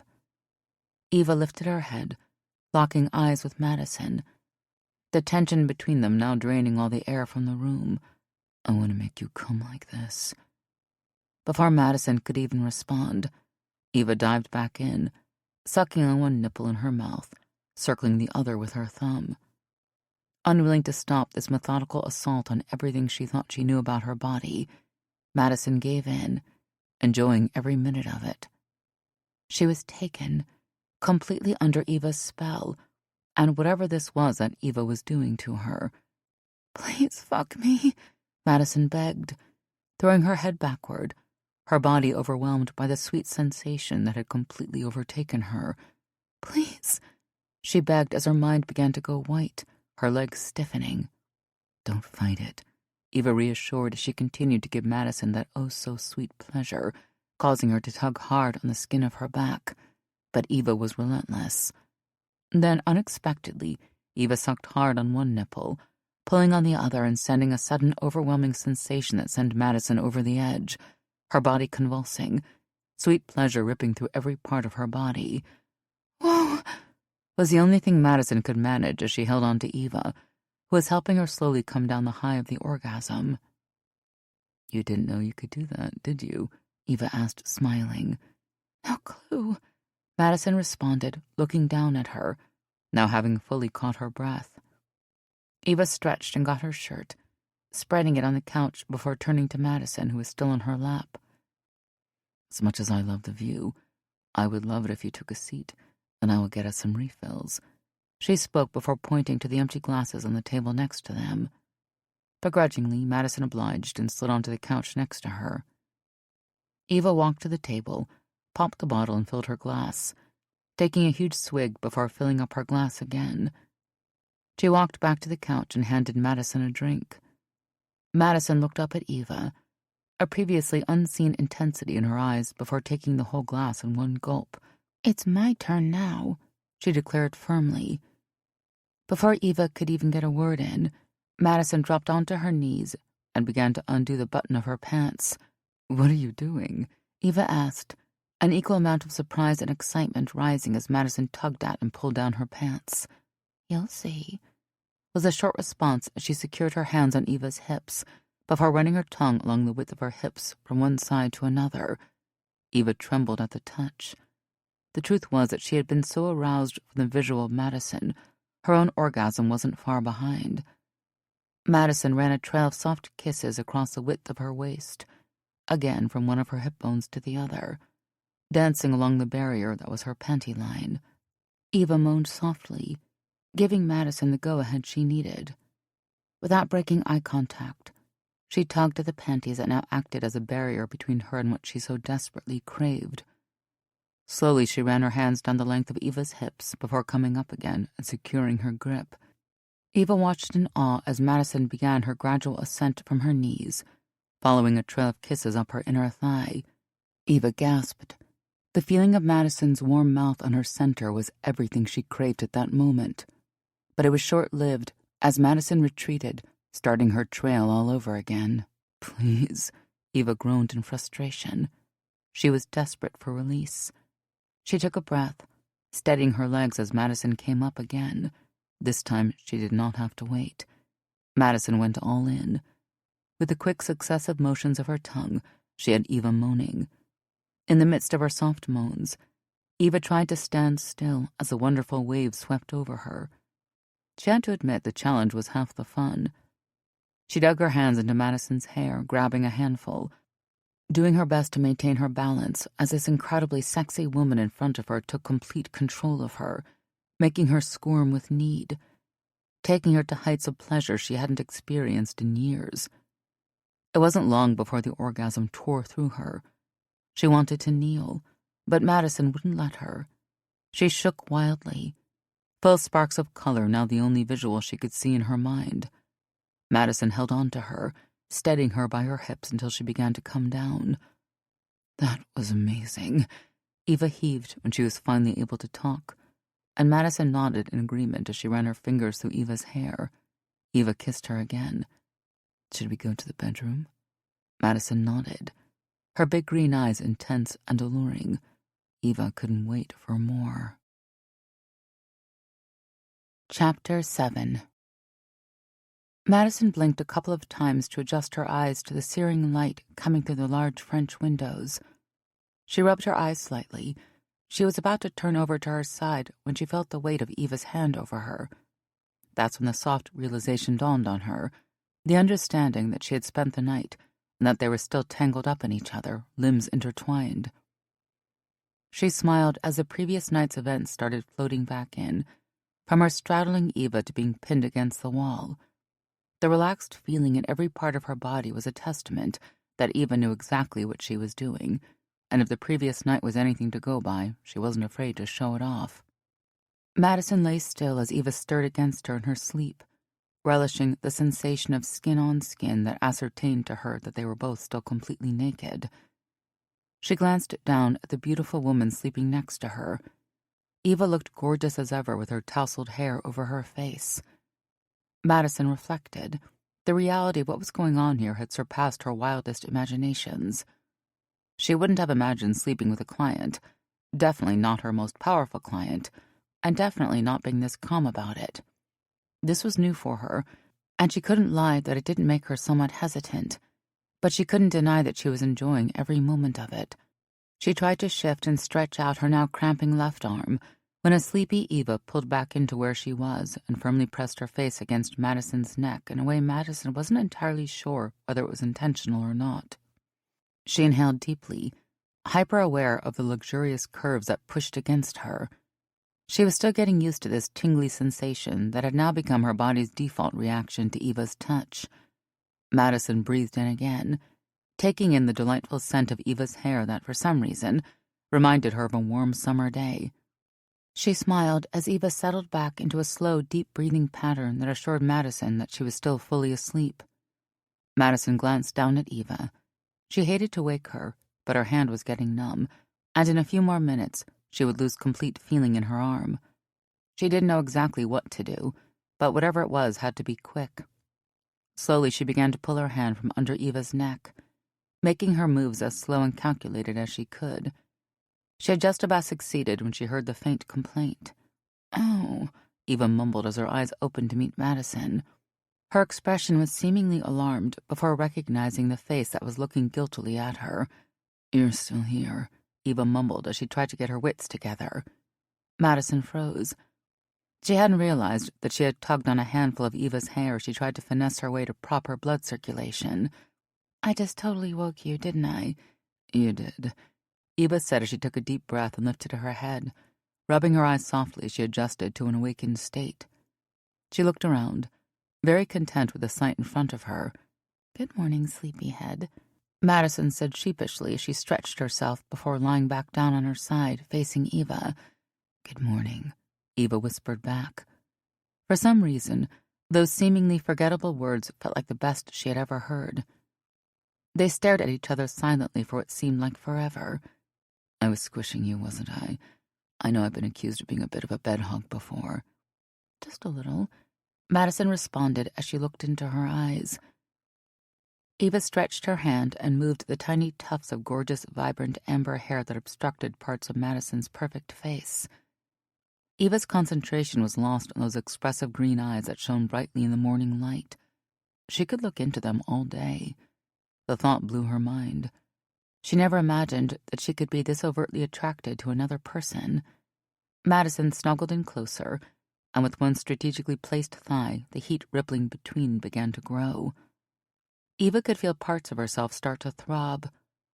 This woman had a hold on her in ways that she couldn't explain. Not wanting to go down that path just yet, Eva smiled as she turned over onto her back and stared at the ceiling. Madison felt the growth of the distance between them almost immediately. She wanted to pull her back and take her into her arms, but she restrained herself. Instead, she propped her head on her palm. It had been surreal to wake up with Eva. Her eyes were so very bright in the morning light, and seeing her casual and fresh-faced like this was its own level of breathtaking. Eva was the most gorgeous woman she had ever seen. "What are you smiling at?" Madison said softly. "You've been smiling even before you opened your eyes." "I'm happy," Eva responded simply as she turned to Madison. "It's been a long time since I just stayed in on a Saturday morning. I'm delighted it was with you." Madison blinked, surprised by the honesty of the confession. "Yeah, me too," she whispered back. The mood in the room suddenly felt heavier as they both sat quietly, each lost in their own thoughts as the weight of the words sank in. Finally, unwilling to sit in it any longer, Eva propped herself on her elbows and turned her head to look at Madison. "I'm hungry. Are you hungry?" "Because I was thinking of whipping up the perfect breakfast for you. The chef's special, if I may add," she said with a slight grin on her lips. "I'm actually starving." Madison heaved a sigh of relief. She raised her eyebrows. "Chef's special? What is it?" "With me, you will have the best blueberry pancakes on the West Coast," Eva said without flinching. "That sounds delicious. I would love some." Madison replied softly before pausing and speaking up again. "Wait, you said we were having the chef's special. Do you mean a chef who works for you, or are you going to be the chef?" The serious look on Madison's face as she asked was the final straw for her. She couldn't help but laugh. "I only bring in a chef for special occasions. Mostly my housekeeper makes my meals." "Your housekeeper?" Madison blurted out, obviously surprised. "Yes, her name is Gloria, and I would probably starve without her because I'm usually too busy to cook. Sometimes I make my own meals, or occasionally have takeout, though. And yes, I am also a professionally trained and certified chef, so it is technically a chef's special." Madison couldn't conceal her surprise at the influx of information. "A jack of all trades, I see. High-ranking CEO by day, professional chef by night. That would make for a great movie plot." Madison replied after a while. Her interest had been piqued. This woman was growing to become even more interesting than she thought. "Well, I, for one, can't wait to have a taste." "I'm sure you will love them. Just sit tight, let me freshen up a bit. Then I'll go downstairs, put on my apron, and make you something delicious." Eva replied before planting a quick kiss on Madison, flipping the covers off the bed and walking to the bathroom. Knowing that Madison's eyes were still on her, Eva glanced back over her shoulder. Their eyes locked before she smiled again and turned into the bathroom. Madison lay down on the bed and made herself comfortable. She had a big goofy smile firmly planted on her face as she reminisced on what was happening around her. She could get used to this. Waking up next to Eva was a dream in itself. But she loved food, and knowing that this amazing woman was on her way to make breakfast just for her was exciting in its own way. Her stomach grumbled as she thought of the delicious breakfast that was sure to be extraordinary that Eva would prepare just for her. She was about to turn over to her side when she heard her phone ding. Madison ignored it. It was a Saturday.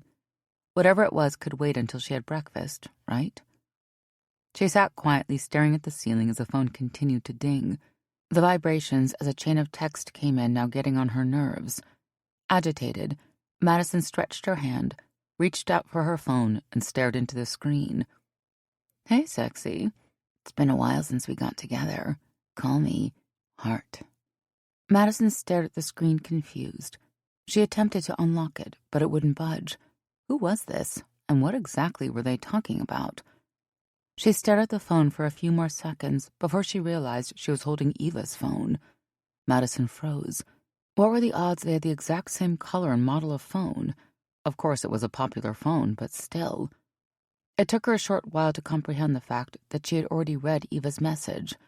This wasn't good. Invading someone else's privacy wasn't something she did, especially someone she had only just gotten involved with. Quickly, she put the phone back in its place and sat back on the bed. She was just coming to terms with it all when the content of the message hit her.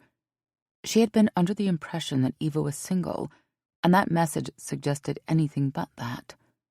Why wouldn't she tell her if she was involved with someone? Had she just become the other woman in someone's life?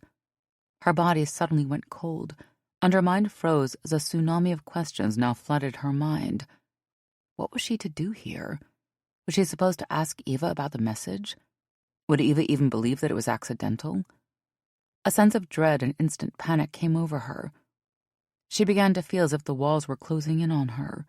She was in panic mode and needed to get out quickly. Eva walked out of the bathroom and found Madison already dressed and putting on her heels. "What's going on? I thought we were having breakfast. Is everything all right?" she asked, a concerned look on her face. She couldn't understand what had happened in the few minutes she had been in the bathroom. "I got a call from one of my team members in the office and I have to leave. It's urgent."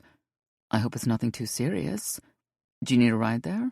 I can have my driver take you wherever you need to go," Eva asked, concerned. "I already called a cab," she replied. Another lie. Seeing the light in Eva's eyes progressively dim while she not so subtly tried to run out of there ripped through her. This was getting out of hand. She needed to leave before things got worse.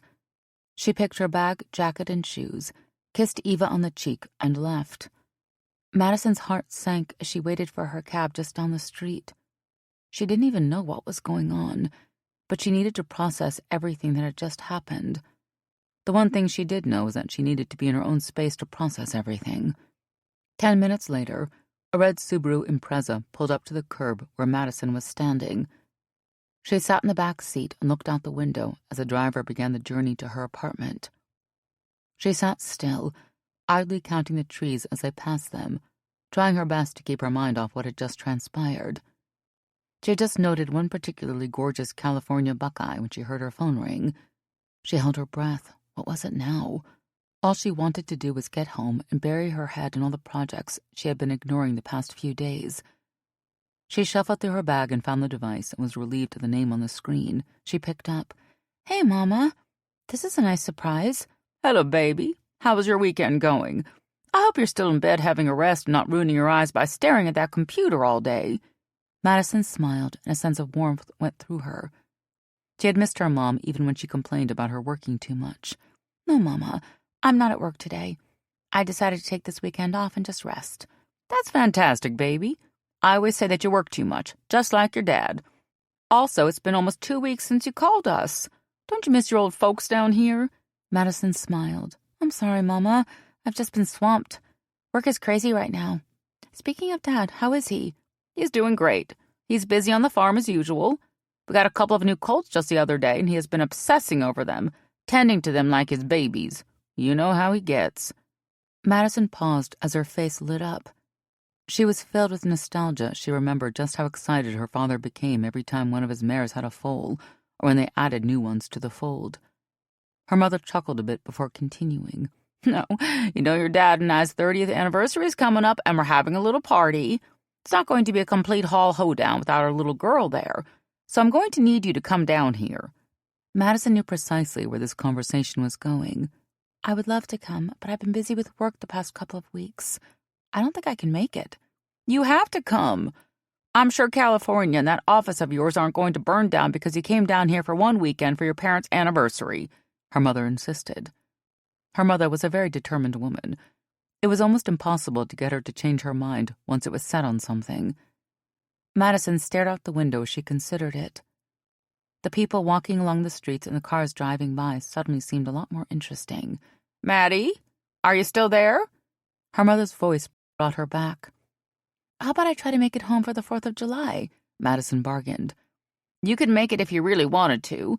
It would mean so much to your dad and me," her mother pressed. "I'll even make you that apple pie you love so much." The downswing in her voice tugged at Madison's heart. Madison knew when she was beaten. Letting out a sigh, she gave in. She knew the kinds of wars she was likely to win, and this wasn't one of them. I see what you were doing. It's all right. I'll be there. That's more like it, her mother said. I heard Miss Sweeney from the bakery that her daughter's going to be in town, too. Maybe you could take her out that weekend. You two were always so close in high school. Madison couldn't help but chuckle at her mother's terrible attempt at matchmaker. No, Mama, I will not be taking Heather on a date. So, take what you can get.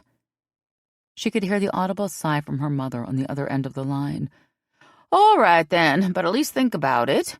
Heather is a lovely girl. Now I've got to go, honey. I can hear your father calling me all the way from the deck. Let me go see what he's going on about. All right. Tell him I said hi and take care of yourselves, Madison replied. I will. Take care of yourself too, Maddie, she said before the line quickly went dead. Chapter 8. Eva stared blankly at the wall in front of her, lost in thought.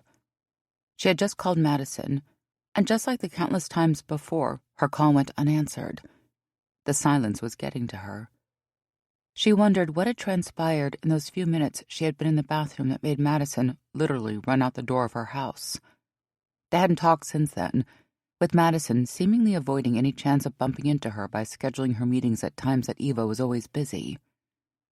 She couldn't shake the idea that she had been ghosted, but was it possible to ghost someone you work with? She was exhausted, and it was looking like just the right time to leave work, go home, and unwind with a nice meal, and maybe even watch a movie. It had been a long time since she watched one of those. She could definitely enjoy some Julia Roberts and Pretty Woman right now. She had already started stacking most of the files on her desk when suddenly the intercom went off. Eva, I have Nathan here for you. Michael's voice came through the intercom. She leaned back in her chair, mildly annoyed by the request, until she remembered she had asked him to check in with her. Any chance he can come back tomorrow? She asked. He insists you want to hear what he has to say, Michael replied. Eva sighed. Clearly she would have to deal with whatever this was. Fine, send him in. Nathan slowly opened the door to her office and walked in. Good evening, Miss Perez. Nice to see you, Nate. What's going on that's so urgent it couldn't wait until tomorrow? Walking across the width of her office, he took a seat. It's your brother. She inwardly groaned. This isn't what she needed right now. What is going on with Mateo? Nate shrugged and said, Well, he was as expected initially, not going the extra mile, but not being a liability, and honestly, you made it seem like that was all we could hope for. But for the last 2 weeks or so, he seems to have a fire burning in him. He keeps asking me for more and more responsibility, and he's delivering. It's been a pleasant surprise. I thought you'd want to know. Eva struggled to hide her surprise.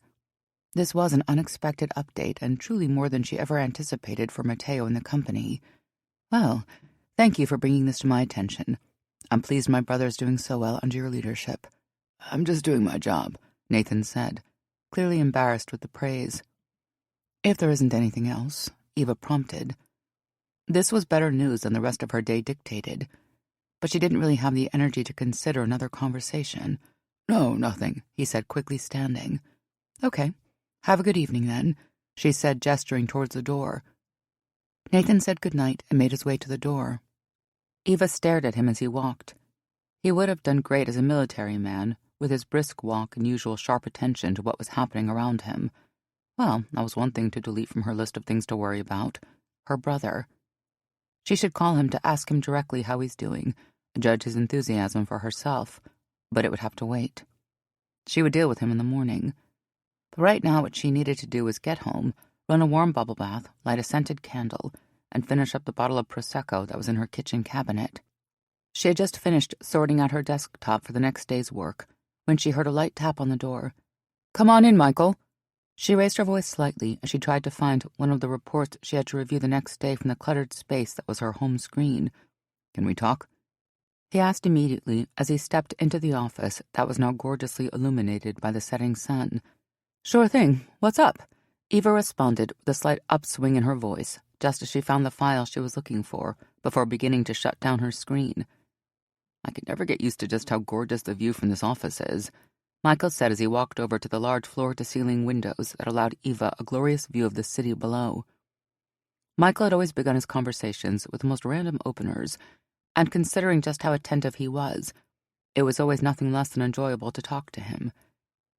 Eva swung slightly on her chair, turned, and took a moment to appreciate the delicate shimmer of the evening sun on the surface of the water not very far from where they were. "It's breathtaking," she said. She liked that Michael helped her see the beauty in things like this, even on a day as dreary as this one. "Today you had a black coffee, no sugar, and not the mocha latte that you usually get. You've been distracted, and I've had to ward off 3 very annoyed assistants today because of your canceled meetings." Eva smirked. "Is this some type of intervention? I thought interventions were for when you spiral out of control, not when you get a black coffee." "You haven't had a plain black coffee since the day you launched the IPO and totally changed this place up. For you, my friend, that was basically a cry for help," Michael said as he walked over to the couch that was situated a tiny distance from her desk and promptly sat down. "So, what's up with you, Eva?" Eva groaned and dropped her head onto the table before letting out a sigh. "It's that bad, huh?" "Yes, it is. So tell your fairy godfather what's up. Talk to me," Michael said as he snapped his fingers. Eva didn't lift her head. She was embarrassed that this whole situation with Madison had thrown her off so much. Girl problems. "Girl problems? I didn't think you could have relationship problems with an escort," Michael teased. Eva sat up and threw him an exasperated look. "It's not Megan. I haven't seen her in a while." Michael leaned in. "Oh, so you've been holding out on me. All right, what's going on with this mystery lady of yours?" "I haven't been holding out on you, that's the thing. I don't even know what's going on. We went out. I got the full works. A reservation at Benny's. You know just how good their seafood is. A show at the Opera House. And then we went back to my place and had a wonderful time, as one does." "That's great. At least one of us is getting some action. So, where's the problem?" Michael said as his voice shifted from cheerful to concerned. "The problem is that the next morning she started acting very weird. She practically ran out, like she'd seen a ghost or something. Now she's not talking to me. She is not answering my calls or replying to my messages. I don't know what to do," Eva replied, throwing her hands up in the air. "It sounds like you've been ghosted," Michael responded with trepidation. "I know, it sucks." Eva sulked as she slightly swung from side to side on her office chair. "I didn't know multi-million-dollar company CEOs got ghosted too," Michael teased. "Shut up, Michael," Eva chuckled. "I need your advice right now. What do I do here?" Michael smiled and shook his head. "I've never seen you this hung up over a woman before. It's always smash and dash for you. So you must really like her." "I do. Or at least I think I do," Eva said as her voice rose. "Well, this moping isn't helping at all. Do you know what you should do? Get in your car and drive to her place. Then knock on her door, and when she opens it, tell her that you've been thinking about her. Kiss her and make sure that you no longer have that ugly look on your face when you leave her place. Heavens, it's going to give you wrinkles." "What if she doesn't want to see me?" Eva asked, now genuinely anxious. Michael looked at her, his eyes defiant. "Then you're no worse off than you are right now. So you cut your losses, go home, and open a bottle of tequila. And as you know, I have excellent cocktail-making skills. So just ring me up, and before you know it, Bartender Mike will have you raging like you're 22 again." "You're an angel, do you know that?" Eva said, leaning on her desk, now actively contemplating her next move. "Well, not really. I, for one, am hoping you get dumped so we can come open all that top-shelf stuff at your house," he said with a wink. "I know you love me too much to mean that," Eva smirked. "Plus, you would do a better job selling that story if you could take yourself seriously." "Well, don't just sit there. Go," Michael encouraged her as he sank onto the couch. Without giving herself time to think about it for much longer, Eva picked up her jacket and phone and began her walk towards the door. "Eva!" He called out just as she was about to reach for the door. "Not to rain on Megan's parade, but I think Miss Madison Hall is an excellent choice." Eva froze and turned towards him, puzzled. "How did you—" "Fairy godfather. I see everything, remember?" he replied, unable to hide the smug grin on his face. "Huh. I'll make sure to remember that," Eva responded. "Wish me luck." "Good luck," he said as he sank deeper into the couch, watching the people who walked in the city below. Eva knew he loved the view. He would leave eventually, probably after taking a shot of the secret stash of whiskey that only he knew she kept in the office. The drive to Madison's office was filled with anxiety that only seemed to grow as time passed, and the rush-hour traffic certainly didn't help her get there any faster.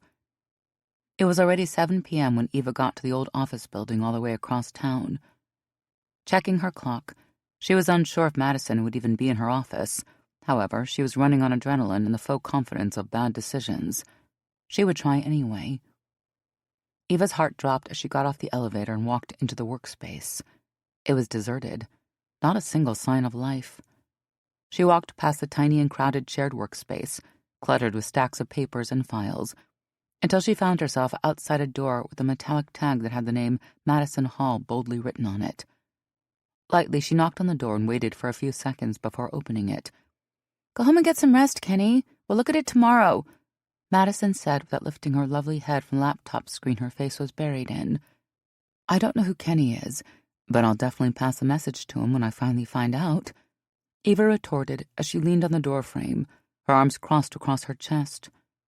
Despite the situation, she couldn't take her eyes off Madison, who still looked breathtakingly beautiful as she sat behind her desk, illuminated by the light from her laptop and the dim fluorescent tube in the office.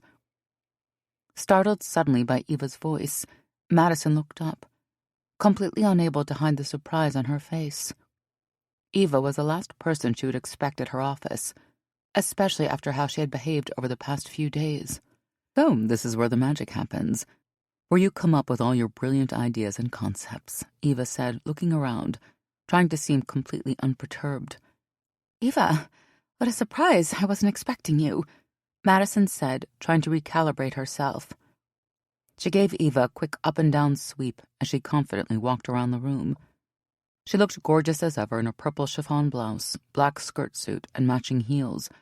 Madison swallowed hard. Was this woman ever not stunning? "I was in the neighborhood and decided to drop by and say hi.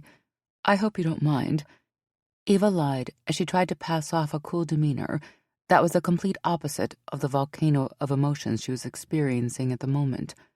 "In the neighborhood, huh?" Madison replied, a tiny smile tugging on the corners of her lips. It was evident that Eva had come all the way across town just to see her. "You have a very lovely office," Eva said as she surveyed the wall art Madison had put up. "Thank you. It's by no means Milky Way Dairies, but I spend most of my time here, so I wanted to make it as comfortable as possible," Madison replied, her eyes following Eva's every move. Without invitation or hesitation, Eva walked over to Madison's desk. Slowly, she took her place in the seat right opposite her before letting out a long-held sigh. She was already tired of the small talk. "You've been avoiding me, haven't you?" "Me? No," Madison stammered. She had always been a terrible liar. "From where I'm standing, it does seem like that. I tried calling you a couple of times, but you didn't pick up or call back. I also tried sending you text messages, but you also didn't respond, so it wouldn't be crazy to assume that you are avoiding me." As Eva spoke, she felt like a weight had been lifted off of her. Regardless of however things went down, she would be glad to get this off her chest. "I'm really sorry for not getting in touch with you. It's just that I have been very busy with work." "I get that. But you've been at my office 3 times, and I still haven't seen you. So it feels like it's about more than work," Eva said, unwilling to give in. Madison stared up at the ceiling, contemplating what to say. "It was all very overwhelming.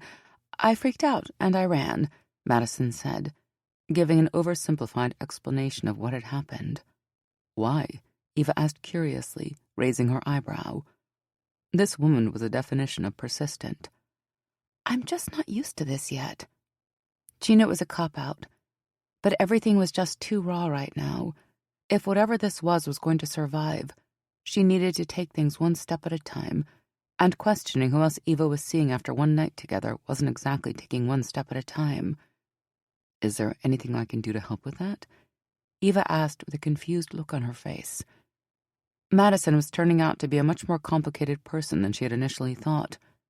Madison leaned forward. "Actually, there is." "What can I do?" Eva asked earnestly, now genuinely concerned and a little curious. "Take off your jacket," Madison said, a serious look in her eye. "What?" Eva asked, confused as ever. "Just do it," Madison persisted. Eva narrowed her eyes, taking note of Madison's self-assured demeanor. She was curious to see how this was going to go. Slowly, she peeled off the black coat she was wearing and hung it on the head of the seat she was sitting on.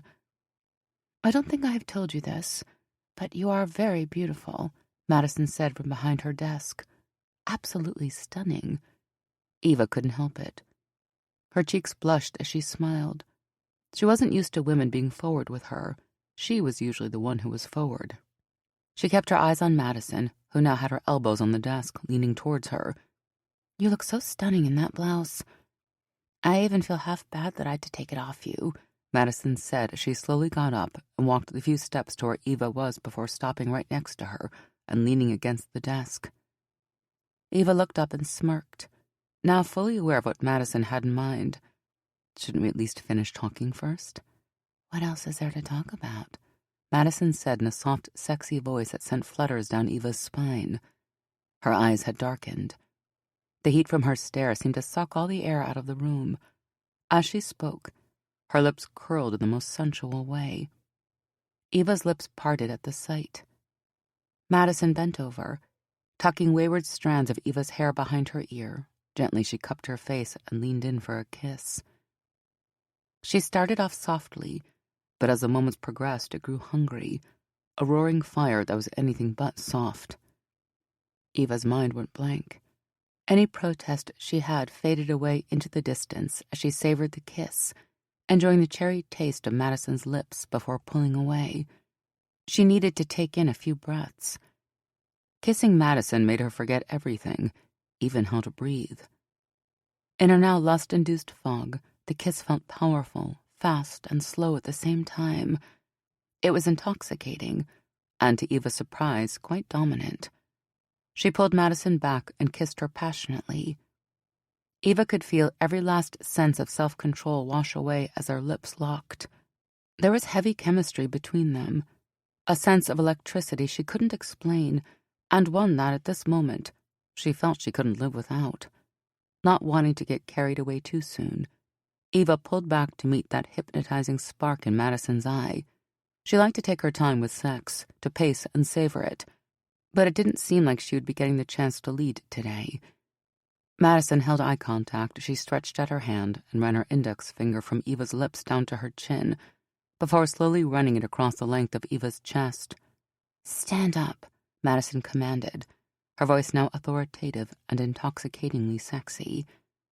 Completely taken, Eva did as she was told, standing up to eye level with Madison. She raised an eyebrow but said nothing.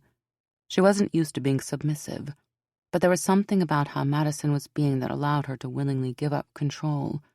"Sit," Madison said. She tapped twice with her palm onto the empty space on her desk. Without further instruction or protest, Eva did as she was told. A wicked smile crossed Madison's lips as she took a step forward and parted Eva's legs before taking her place in between them. She continued to stare into Eva's eyes in a way that sent sparks directly to the core of her soul. Madison placed her hands on Eva's knees, gently running her palm up her thigh as she planted warm, wet kisses on Eva's neck. Eva gasped as Madison's hands skillfully went higher, exploring the distance way above the hemline of her skirt. Eva closed her eyes, relishing in the heat and desire her body felt.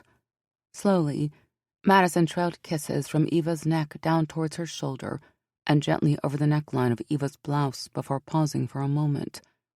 "This won't do at all," she said as she gestured to Eva to lift her arms before tugging on the bottom of her blouse.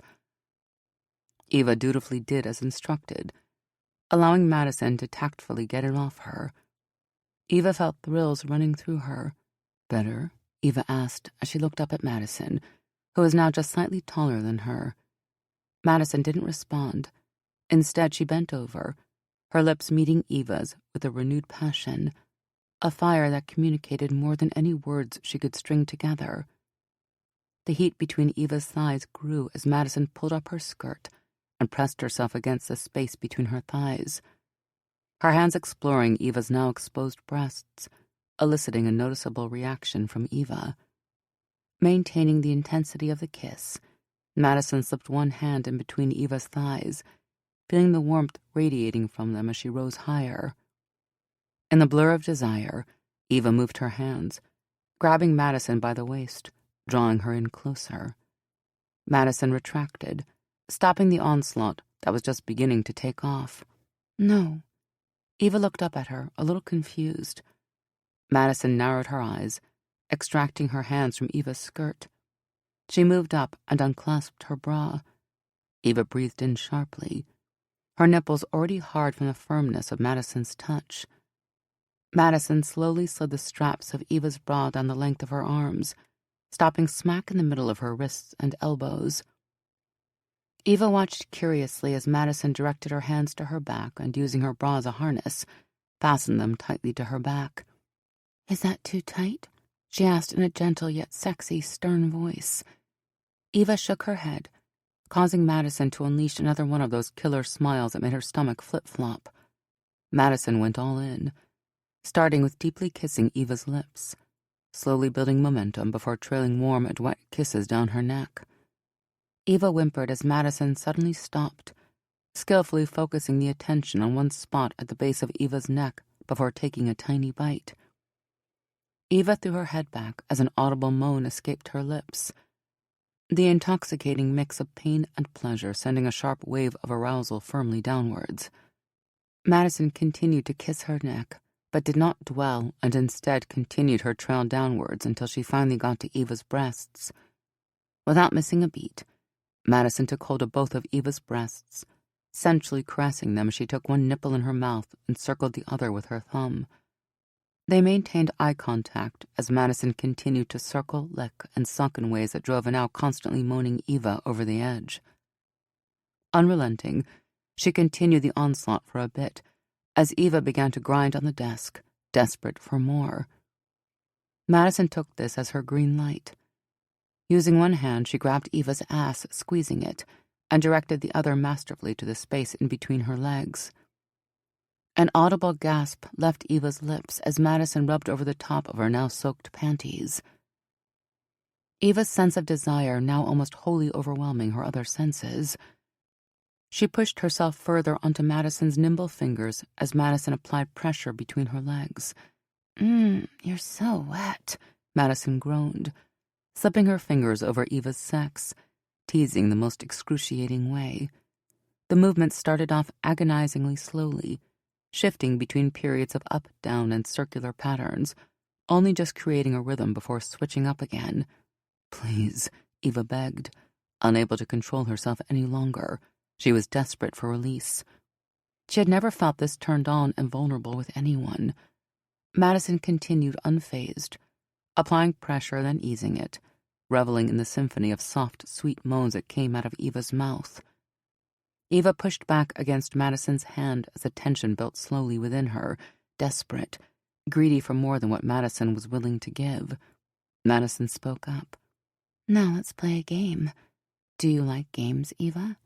"I do," Eva whimpered, doing her best to catch what Madison was saying despite the wave of sweet sensations she was currently drowning in. "Very good. I'll ask you a series of simple questions. Answer them correctly, giving as much detail as you can, or I will have to stop." Eva moaned. She was loving this dominant side of Madison. "Let's start off easy. How old were you when you went on your first date?"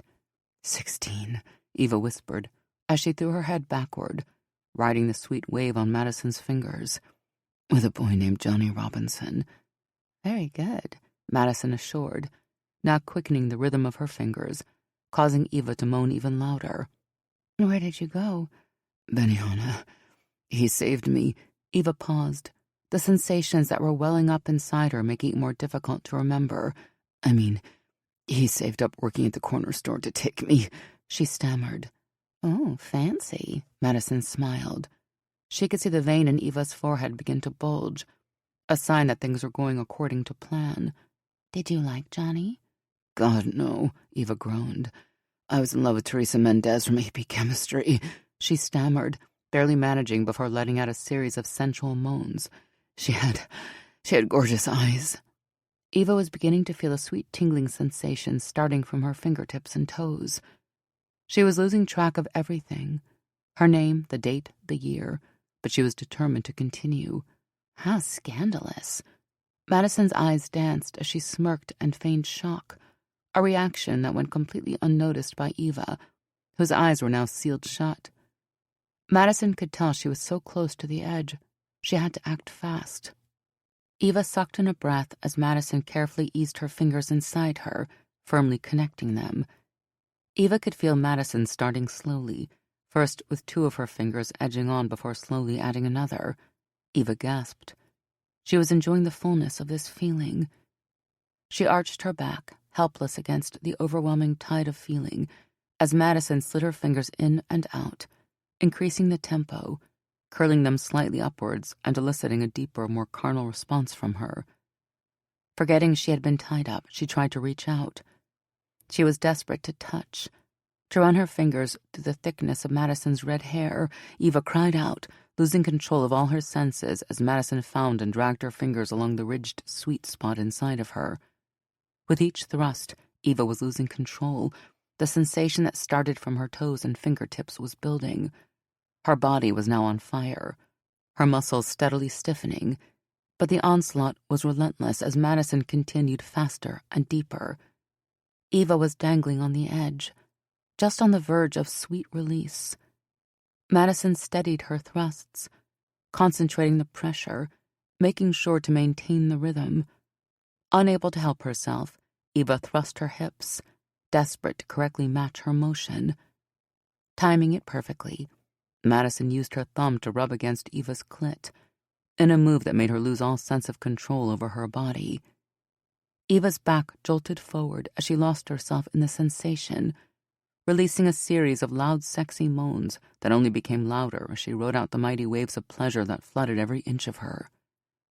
She felt helpless as Madison maintained the rhythm, going deep, keeping them connected all the while rubbing her clit in a way that unleashed sparks behind her eyes. Eva gasped for air as she saw fireworks, and the flurry of emotions took on a life of their own. Madison kissed her. Holding on to her, she came down from orgasm. I'm really sorry for acting like that, Madison finally said, running her fingers down Eva's cheek as she progressively came down. That was one heck of an apology, Eva whimpered, still trying to get her wits about her. Just promise me that you won't do that again. I promise, Madison said before planting a kiss on her forehead. Chapter 9.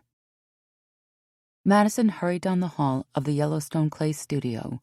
She was late for her weekly pottery class, again. She had thought that changing her membership from the 4 to the 5 p.m. Saturday class would help, but it seemed like the unending list of things to do at Savannah only grew, eating up whatever free time she had. This was her third time in this particular class, and she absolutely loved it. Pottery was the one thing in her life that she saved entirely for herself, where she got to quietly muse over thoughts and ideas as she learned something new. She had recently hit a snag with the chassis ad campaign. It was lacking something, that Savannah spice that always kept clients coming back. She needed to figure out what to do, and quickly. Randy had trusted her, and she couldn't let him down. She walked in to find Marie, the instructor, a tall, dark-haired lady with the most radiant smile addressing the room. Like everyone else, she wore a black apron, one that evidently had already had its fair share of stains that day. Thank you for joining me in today's class. I'm excited to see all your lovely faces today. Welcome, and remember, we're here to learn to have fun, she added. Madison sighed in relief as she walked over to her table. The class was clearly just beginning, and that was a good thing. She needed every single moment of it to think. Madison nodded as she walked past the familiar faces of the people she had come to know in the class before taking her place at an empty table way in the back of the room. Madison took a seat next to a spinning wheel and put on the apron she had carried. She looked around. The pottery studio was exceptionally relaxing. The sound of the spinning wheels mixed in with the soft music playing in the background and the shelves lined with completed and colorful pieces created the perfect room for her to just be in touch with herself. In our last class, we made bowls, so today we will be making cups. The structure is almost the same with just a few modifications. Marie said as she walked over to the tray filled with small mounds of clay that were usually about a pound each.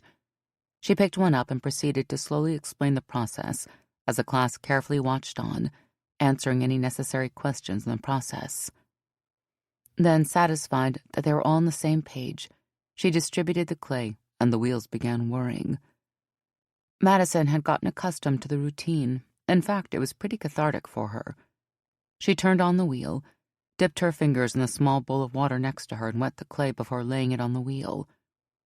It was just a matter of time until she lost herself in the rhythm as she coned, flattened, and applied pressure to the mound that she hoped would soon be a masterpiece. Remember to make sure all the air bubbles pop, wedge, and repeat, Marie encouraged when she reached Madison's table. She liked walking around the room giving pointers. She found it helped her students learn faster. Madison continued to apply even pressure unfazed. She squashed the clay down with both thumbs before using them to make an indent and drawing up the sides. "You're a natural at this," Marie encouraged. She had watched Madison's progress since she joined the class, and her work was exceptional for a beginner. Madison smiled. "Careful now. You don't want me to come for your job now, do you?" She and Marie had developed this playful banter that soon after the first class had moved from strict instruction to more friendly territory.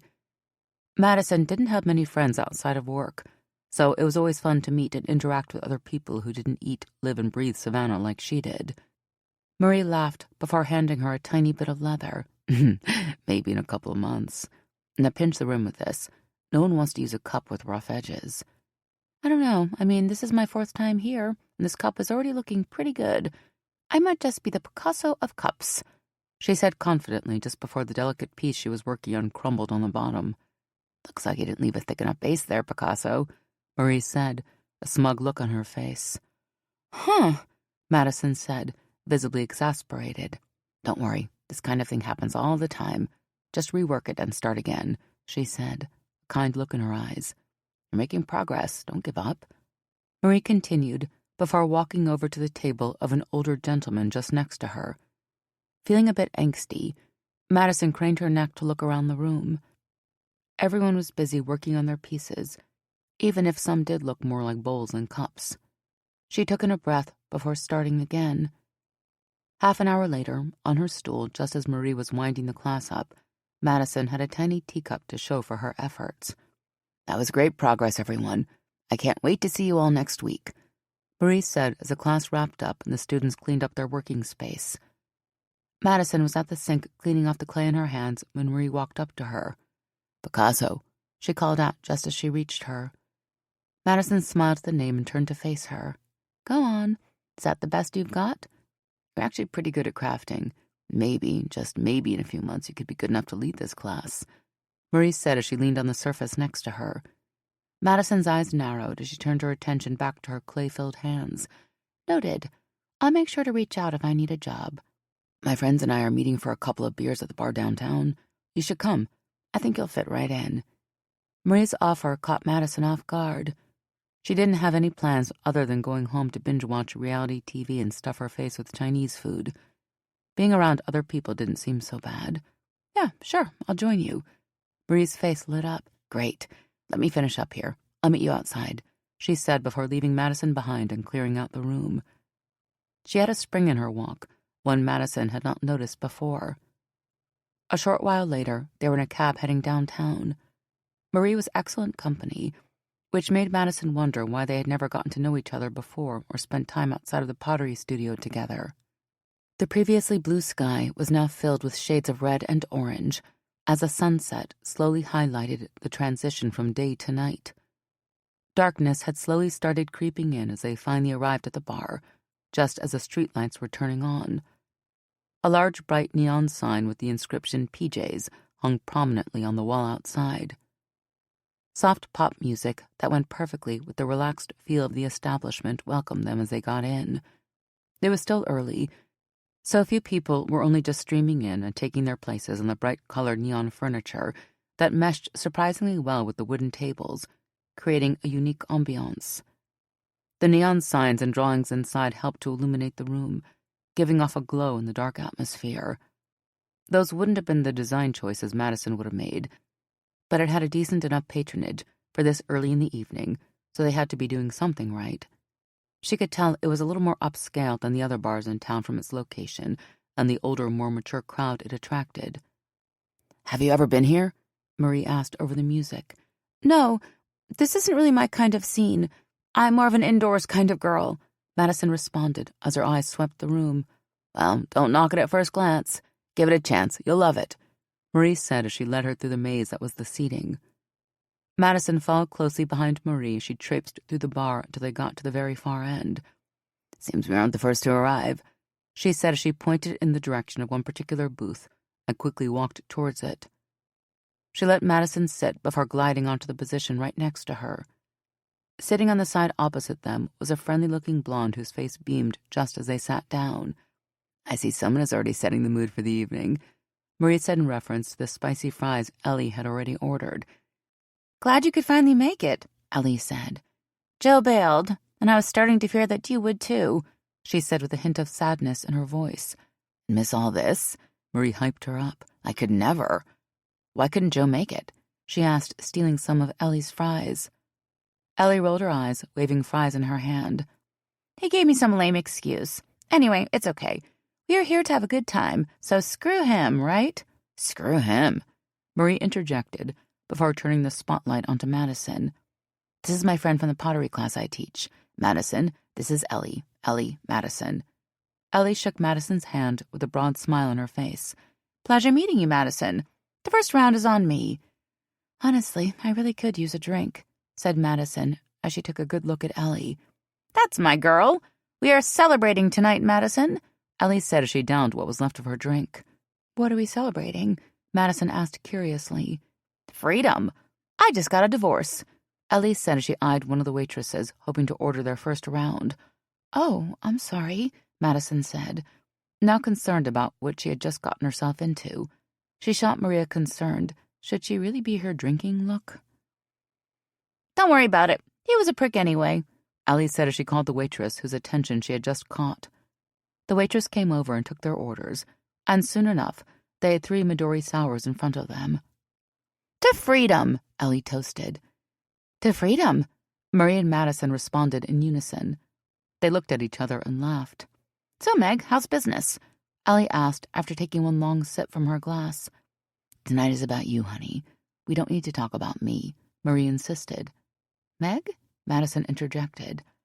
"Megan is my, other name." Marie turned to her and responded. "Marie here works 2 jobs. One is a pottery instructor, and the other is quite juicy. Right, Marie?" Ellie went on. "Are you drunk already?" Marie asked, now a little annoyed about having this conversation.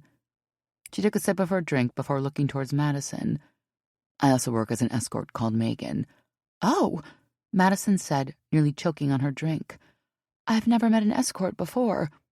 "Come on, tell us one of your stories," Ellie insisted. "At least one of us has an interesting job. Isn't that right?"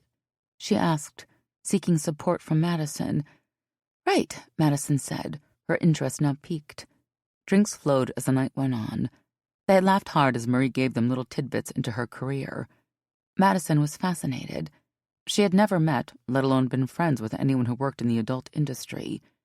Marie was just finishing up on a story about one, a woman who hired her to humiliate her when Madison, whose eye just caught a lesbian couple a few tables down, interjected with a question. "So, do you get a lot of female clients?" "Of course," Marie rattled off. "I work for an escort agency called Black Label, and we only cater to very wealthy female clients. I don't do men." She made a screwed-up face. "Not in my personal life or my professional life." "Let's dance," Ellie, who was now obviously a lightweight, suggested. "I'm not feeling it," Madison replied. "Come on, please." Ellie pleaded now with Marie, who promptly agreed. Madison watched them as Ellie took hold of Marie and pulled her towards the empty space a short distance from their table. She felt bad for Ellie, who evidently was not dealing well with her divorce. The reality of just how fleeting relationships could be hit her like a truck. She decided to step outside for a breath of fresh air. She couldn't tell whether the music had become louder or it was the effect of the alcohol, but everything had suddenly become a lot more pronounced. "I'll be right back," Madison shouted as she walked past Marie and Ellie on the way to the front door. A cool breeze that made her regret not carrying a jacket washed over her body as she stepped outside the building. She took note of all the couples walking outside, probably headed for a night out, enjoying the tranquility of the clear evening. She felt a strong yearning to seize the moment. Those googly eyes and stolen glances were precisely what she craved right now. Pulling out her phone, she dialed Eva's number and leaned on the wall for support. Madison waited for a while as the phone beeped. "Hey." Eva's soothing voice came through on the line. Madison's heart flipped. Eva always seemed to have that effect on her these days. If she could, she would immediately have teleported to wherever she was, even just for a kiss. "Hey, Eva." Madison mentally kicked herself for not saying anything better than that. "It's been a while since we spoke. How are you doing?" Eva asked. Madison wanted to tell Eva so much, that she was all she could think about, that she wanted to spend her evenings with her, lying in bed, cuddling till one of them fell asleep, but she controlled herself. "I'm doing great. Just out with some friends." "I hear noise in the background. Are you okay?" Eva asked. Madison leaned on the wall to gain her balance. "I might have had a number of drinks." "Do you want me to come and get you?" "Where are you?" Eva asked, concerned. "No, I'll be fine," Madison replied as she shook her head. She loved this overprotective side of Eva. "Eva, I've been thinking about you." Madison froze up. "What? Why did I just say that?" She swallowed hard, realizing just how hard she had fallen for Eva. She was beginning to panic. This wasn't how she wanted to express the depth of her feelings. "It's my parents' anniversary next weekend. They're celebrating 30 years together, and I thought you'd be a great date. I was thinking about you, and I want you to be my +1. Nice save," she thought to herself. The line went quiet. "Eva? Are you still there?" Eva cleared her throat. "Yes, I'm here. Your parents in Kentucky?" Madison's heart rate began to rise. Eva's voice was neutral. She sounded as calm and level-headed as ever in a way that made Madison immediately regret even posing the question. But it was too late to go back on it now. "Those would be the ones." "I would love to," Eva said with a slight upswing in her voice. Madison let out the breath she had been holding as a realization of what she had just done hit her. She had unwittingly and drunkenly just invited Eva to come with her. She would meet her parents. Apparently, she had managed to dodge one bullet only to put herself in the way of another. "Great. That's all. I'll keep in touch." "Okay. And Madison, take care of yourself," Eva said tenderly. "I will. Good night, Eva." "Good night." Chapter 10. Eva flipped the last page of the contract she was looking at. She was exhausted.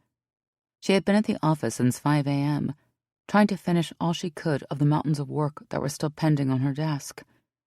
Madison's offer to go with her to visit her parents had definitely been a surprise, and although she was excited, she had to make sure that she had finished dealing with most of the pending issues before taking a 3-day weekend. She squinted. She had been looking at the sheet of paper so long it was starting to look like alphabet soup. As she finished it, Eva decided to take a break for a minute, if only just to rest her eyes. She had turned to have a look at the view of the tiny-looking people walking below when she heard the buzzer go off. She turned back to face her desk and pressed lightly on the intercom. "What's up, Michael?" "Your brother is here to see you," he said in a low voice. "Fantastic. Let him in," Eva said with a slight upswing in her voice. Matteo had been showing an incredible amount of responsibility, and things had been relatively good between them. "Glad you could make it, Matteo," she said as he walked in. "You look bright this morning," she added as he walked across the room in his light blue shirt and black suit pants. "I feel bright," he said, smiling. Eva nodded. This was one of those rare days where they didn't set each other off immediately as they set eyes on one another. He stopped abruptly as he finally looked at Eva. What on earth are you wearing? He asked as he raised an eyebrow. Eva looked down at the casual navy blue t-shirt she was wearing under her coat. What's wrong with it? Just doesn't seem like you. Don't you have that meeting with that guy from the Dairy Farmers Association today? That's the reason I asked you to come in. Nathan has left for Portland to attend some meetings. Johnny's at the new manufacturing factory today. I will also be unavailable. I'm flying to Kentucky till Sunday, and while I'm there, it seems you're the only one left that I can lead this place to. I want you to run this ship while I'm gone. Wait, are you serious? He asked as he raised an eyebrow. Also, what are you going to do in Kentucky? Last I checked, you don't have any business there. Well, if you must know, I've been seeing someone, and she invited me to her parents' anniversary party. Eva said as she tried to hold back a smile. No way. Mateo paused, obviously surprised. Eva Perez taking a workday off? You must really like her, huh? Yeah, I don't want to mess it up, she said quietly as she sat in what seemed like a trance before quickly snapping out of it. Mateo, this is your opportunity to make your mark around here. That meeting is crucial. You know we need their support if we're going to get extra milk for the new processing plants. Everything's almost completely laid down, so you don't have to do too much. Just take the man out for a nice meal and get him to sign the damn papers. Mateo sat silently in his chair as his eyes softened. He understood the gravity of the responsibility his sister had just laid onto him. One wrong move and he could bust up a contact she'd been working on securing for months. Are you sure about this? Of course I'm sure. I've been seeing all the work you've been putting in around here. I'm really proud of you. Plus, you are the smoothest talker in the family. If you could get a model to marry you, then I'm sure you can charm a farmer into signing a contract. Compliments and congratulations? Who are you, and what have you done with my sister? Mateo asked, a wry smile on his face. Eva couldn't help but laugh. I'm not at liberty to say. So, will you do it? Of course, Mateo said with a slight glint in his eyes. Great. Michael will help you with whatever you need. You are allowed to call me, but only for emergencies, okay? I've heard you loud and clear, Captain. Call for emergencies and make you proud, Mateo replied. Eva looked at him quietly. She liked when they got along. It wasn't too often when they were entirely on the same page about something. So, about your mystery lady. When will we get to meet her? I'm sure Mom and Dad will be thrilled, Mateo inquired. It's all pretty new, but soon. I hope, Eva responded thoughtfully. Honestly, I need to see who's putting up with that ugly shirt you're wearing, Mateo joked. Eva tugged slightly on her t-shirt. This is taste. If you say so, Mateo conceded as he stood from his chair. You have a great time meeting the folks. Now, if you'll excuse me, as an interim CEO, I have work to do. Eva watched him with amusement as he walked towards the door before opening her mouth to speak. One more thing, Mr. Interim CEO, she said, causing Mateo to turn back and look at her. What? Stay out of my office, Eva grinned. Take it out with my assistant, and I'll see what I can do, Mateo replied slyly before walking out. Eva sighed as he closed the door behind him. She wanted to trust Mateo and hoped that nothing would go wrong. She just hoped that giving him this opportunity to prove himself wouldn't backfire in her face. But it was just one weekend. What could go wrong? It was about an hour later when she finished sending some emails and signing documents before she grabbed her bag and left. She had been looking forward to this, but couldn't help but admit to herself that for the first time in her life, she was nervous. The previous night had been the worst. She had spent hours agonizing over what to pack, what to wear, and what outfits suited the visit.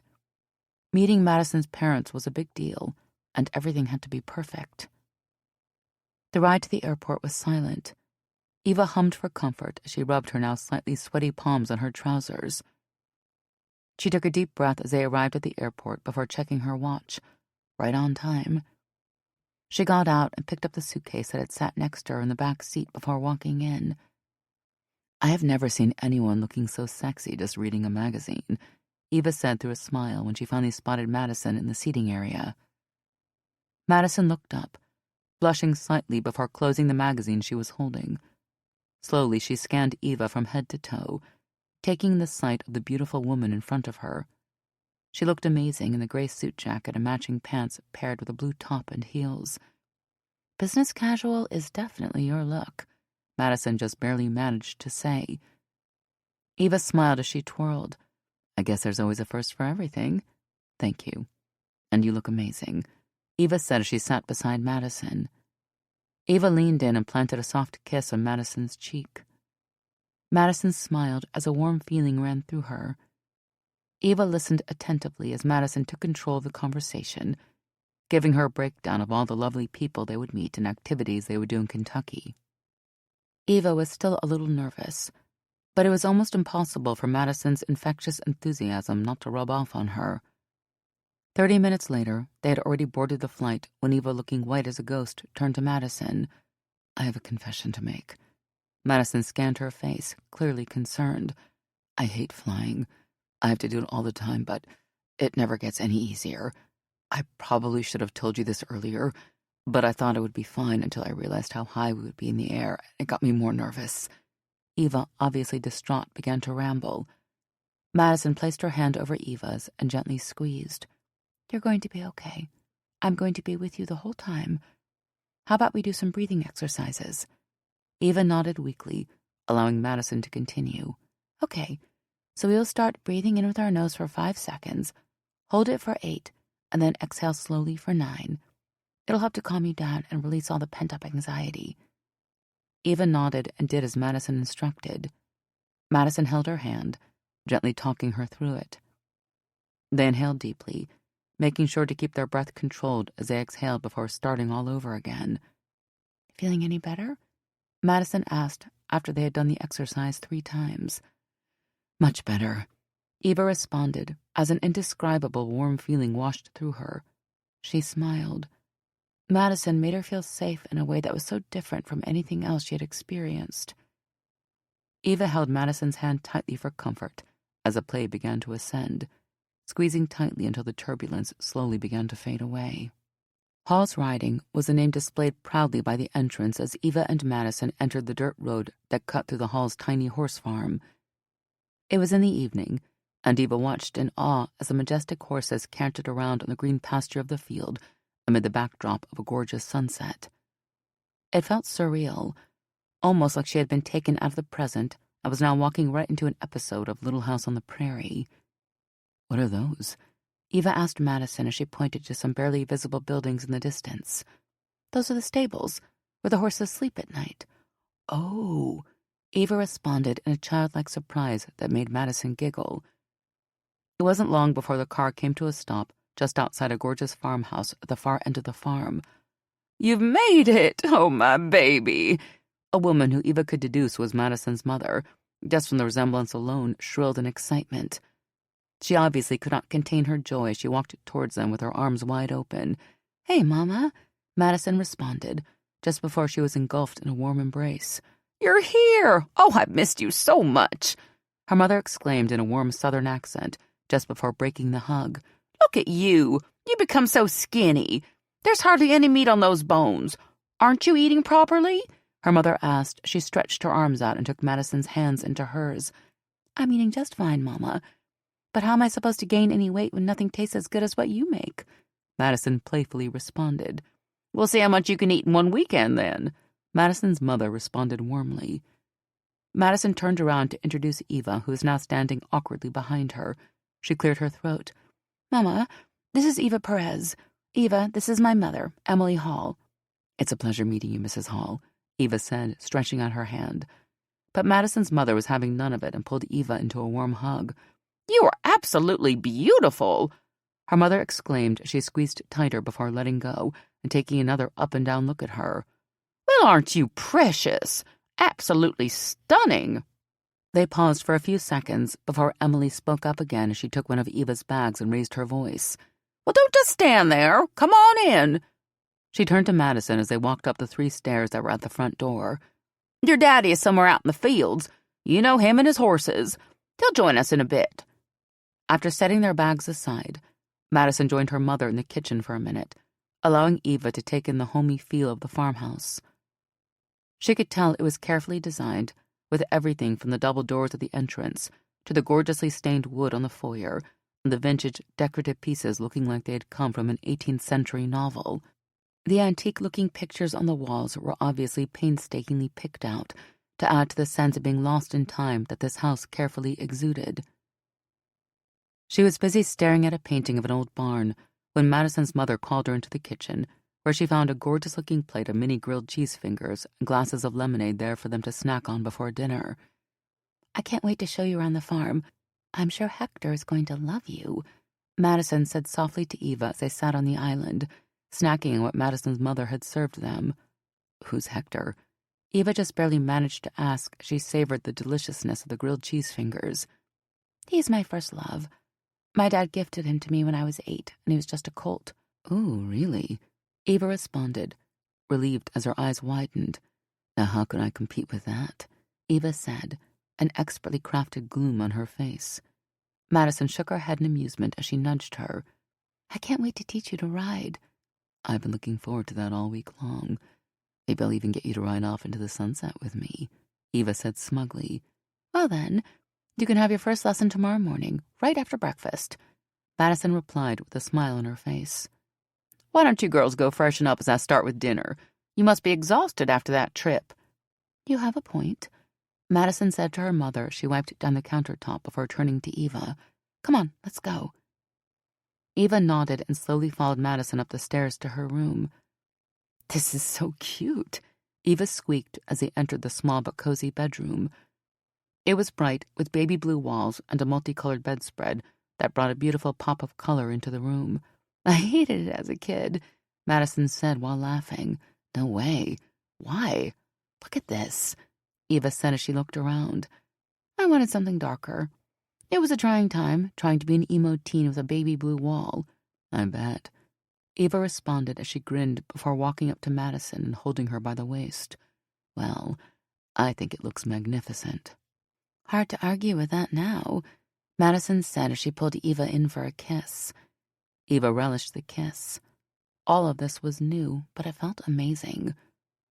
They took a few breaks from kissing to freshen up and get ready for dinner.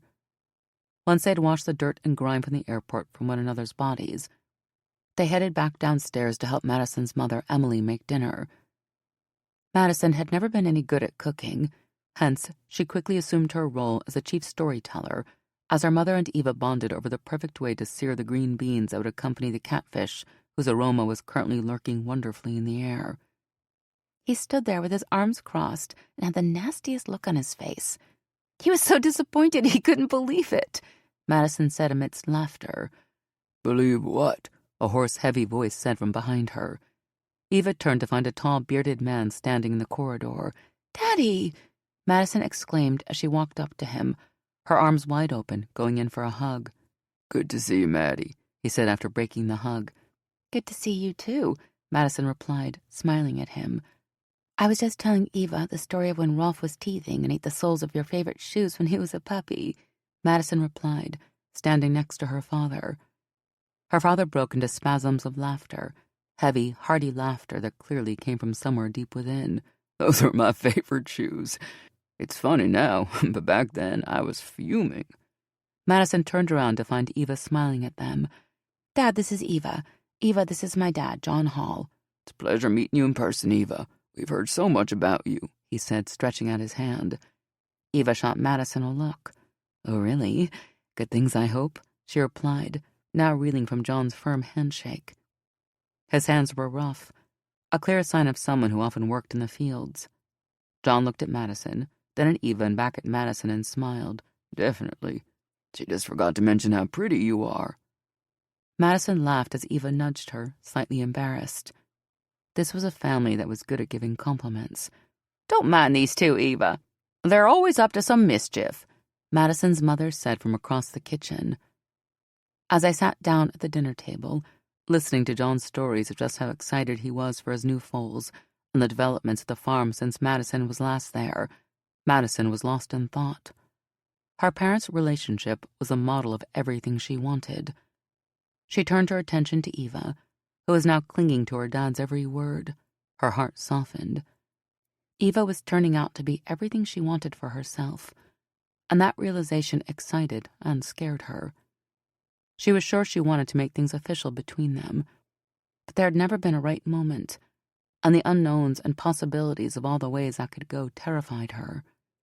She hoped that tomorrow's party would be the perfect opportunity to put her cards out there and make it clear just how much Eva meant to her. Chapter 11. As Madison looked in the mirror, she loved the reflection looking back at her. Her floral dress had just a perfect fit and paired wonderfully with her matching set of white sandals. She had her hair down, cascading in perfect shimmery red waves to just below her shoulders. She could faintly hear the guests streaming in downstairs and some soft music playing in the background. It had been a couple of years since she had last seen some of these people, and she was excited to just have a good time and catch up with them away from the demands of work. "You are nailing that outfit," Eva said as she stepped closer and planted a soft kiss on Madison's lips. "So are you," Madison said as she looked her up and down. Eva was casually dressed in a flowy white shirt, brown pegged pants and loafers that tied the look together wonderfully. "That's a lot of people," Eva said as she looked over Madison's shoulder and saw the crowd that had already arrived through the window. "If you think this is a big crowd, you should see my mom's yearly get-together for her church. It's absolutely massive," Madison said as she put on her lipstick. "You ready?" she asked after she was done. "Yep, let's do this," Eva said, stretching out her arm for Madison to take hold of. The backyard now looked completely different from what Eva had seen that morning. The large white balloons and baby blue drapes that had been tastefully set up added a festive feeling that was compounded wonderfully by the upbeat music playing in the background. There was ample space to the left that had been set aside for the dance floor, and at the other end was a seating area just next to the buffet. Madison's parents stood out in the crowd, welcoming them and setting aside the gifts that had been brought. "Your parents look amazing together," Eva said as she gestured to them. "They sure do," Madison said, now feeling giddy as she remembered the proposal that she had for the day. "Hi, Maddie!" A surprisingly high voice called out from behind them. Eva and Madison turned around to find a short blonde woman smiling at them. "Heather, hi," Madison said before beginning to catch up with Heather, one of her old high school friends, before quickly moving on to the next one.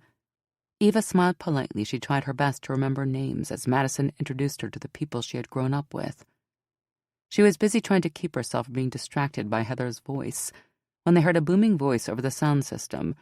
It was Madison's father calling for attention. "Good evening.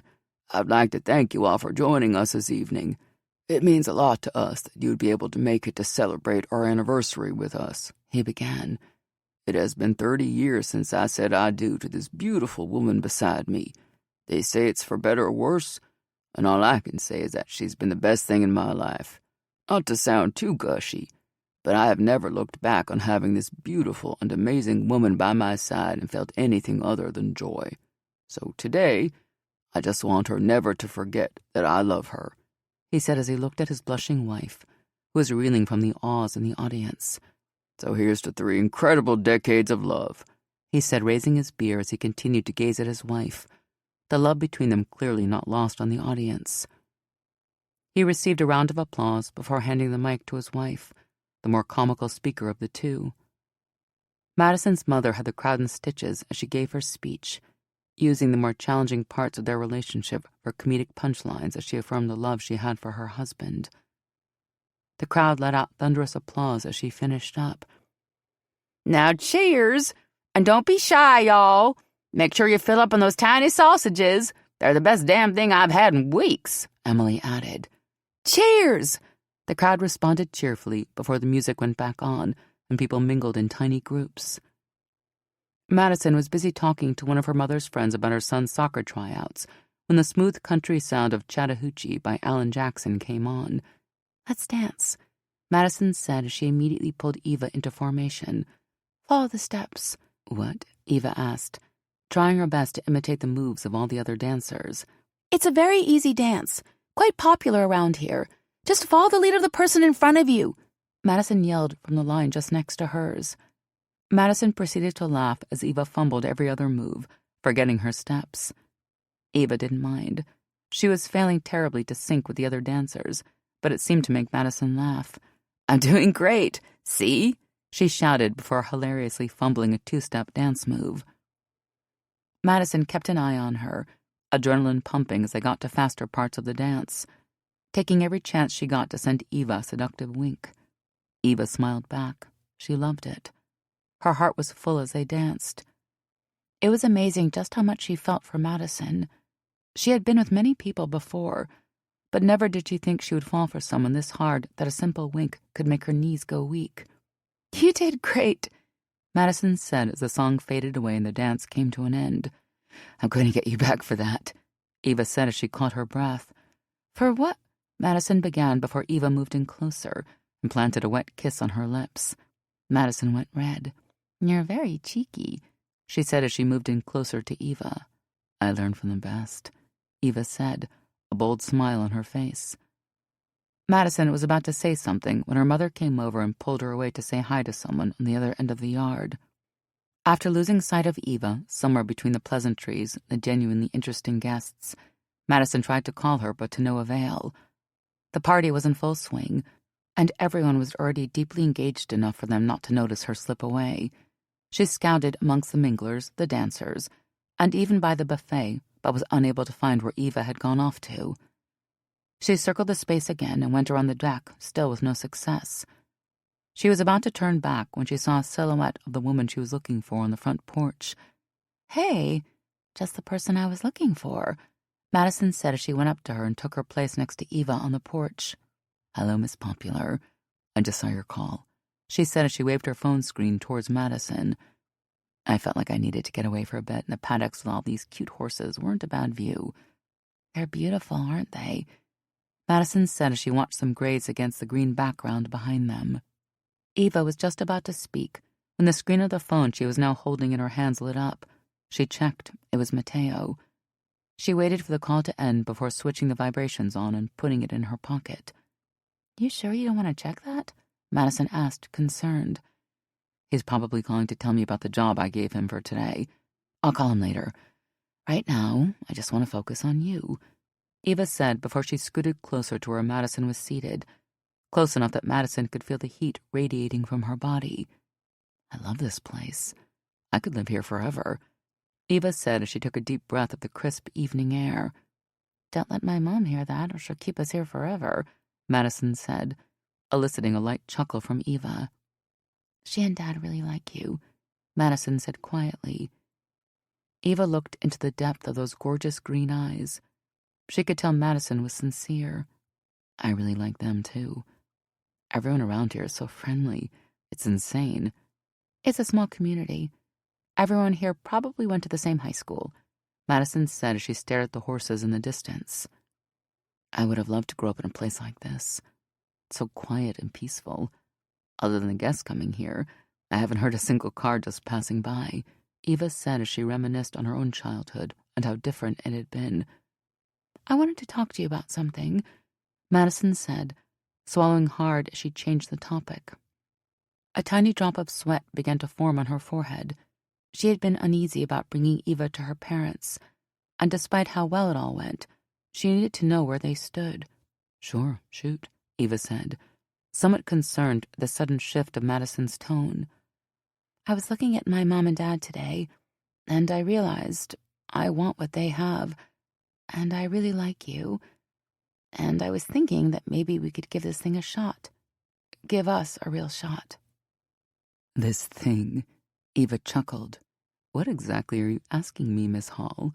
Eva asked cheekily, wanting her to spell it all out. "I want you to be with me for real. I want to hold you as we go to sleep every night. I want to kiss you and tell you that you look pretty every single day, and I don't want to be anxious every time I ask you to come spend time with me. These 2 days have been amazing, and I want us to live this amazing reality for much longer than a couple of hours or days at a time," Madison said. Unable to hold herself back, she stared into those beautiful brown pools in Eva's eyes. Eva blushed as her heart instantly warmed. She had been planning on how to do this herself, ever since Madison asked her to come out to Kentucky with her for her parents' anniversary, but it seemed Madison had beaten her to it. But she knew before she accepted Madison's offer, she had to tell her about Megan. She couldn't let their relationship start off with any secrets. Eva took a breath, baiting her breath that Madison wouldn't judge her, and would still want to be with her when she found out. Eva let the thought sit for a minute. She had barely opened her mouth to speak when she felt a vibration in her pants that in equal parts surprised and annoyed her. She pulled out the phone from her pocket and read Mateo's name on the screen again. She turned to Madison, embarrassed. "I'm sorry. Seems like I have to take this. My brother won't stop calling." "Sure," Madison said, exasperated. "Mateo, this better be an emergency." "What? I can't hear you. What happened to Papa?" Mateo, you're talking too fast. I cannot understand you." Mateo was struggling with what to say, which was unusual for a man who was so fond of the sound of his own voice. "Take a deep breath and tell me what happened slowly." Eva stood and started to pace around while on the phone. Whatever this was, Madison could tell for a fact it wasn't good. She didn't know how to react as she silently watched Eva pace around before hanging up, walking back, and taking a seat beside her. The light that was just in her eyes a few moments ago was gone and was now replaced with dread.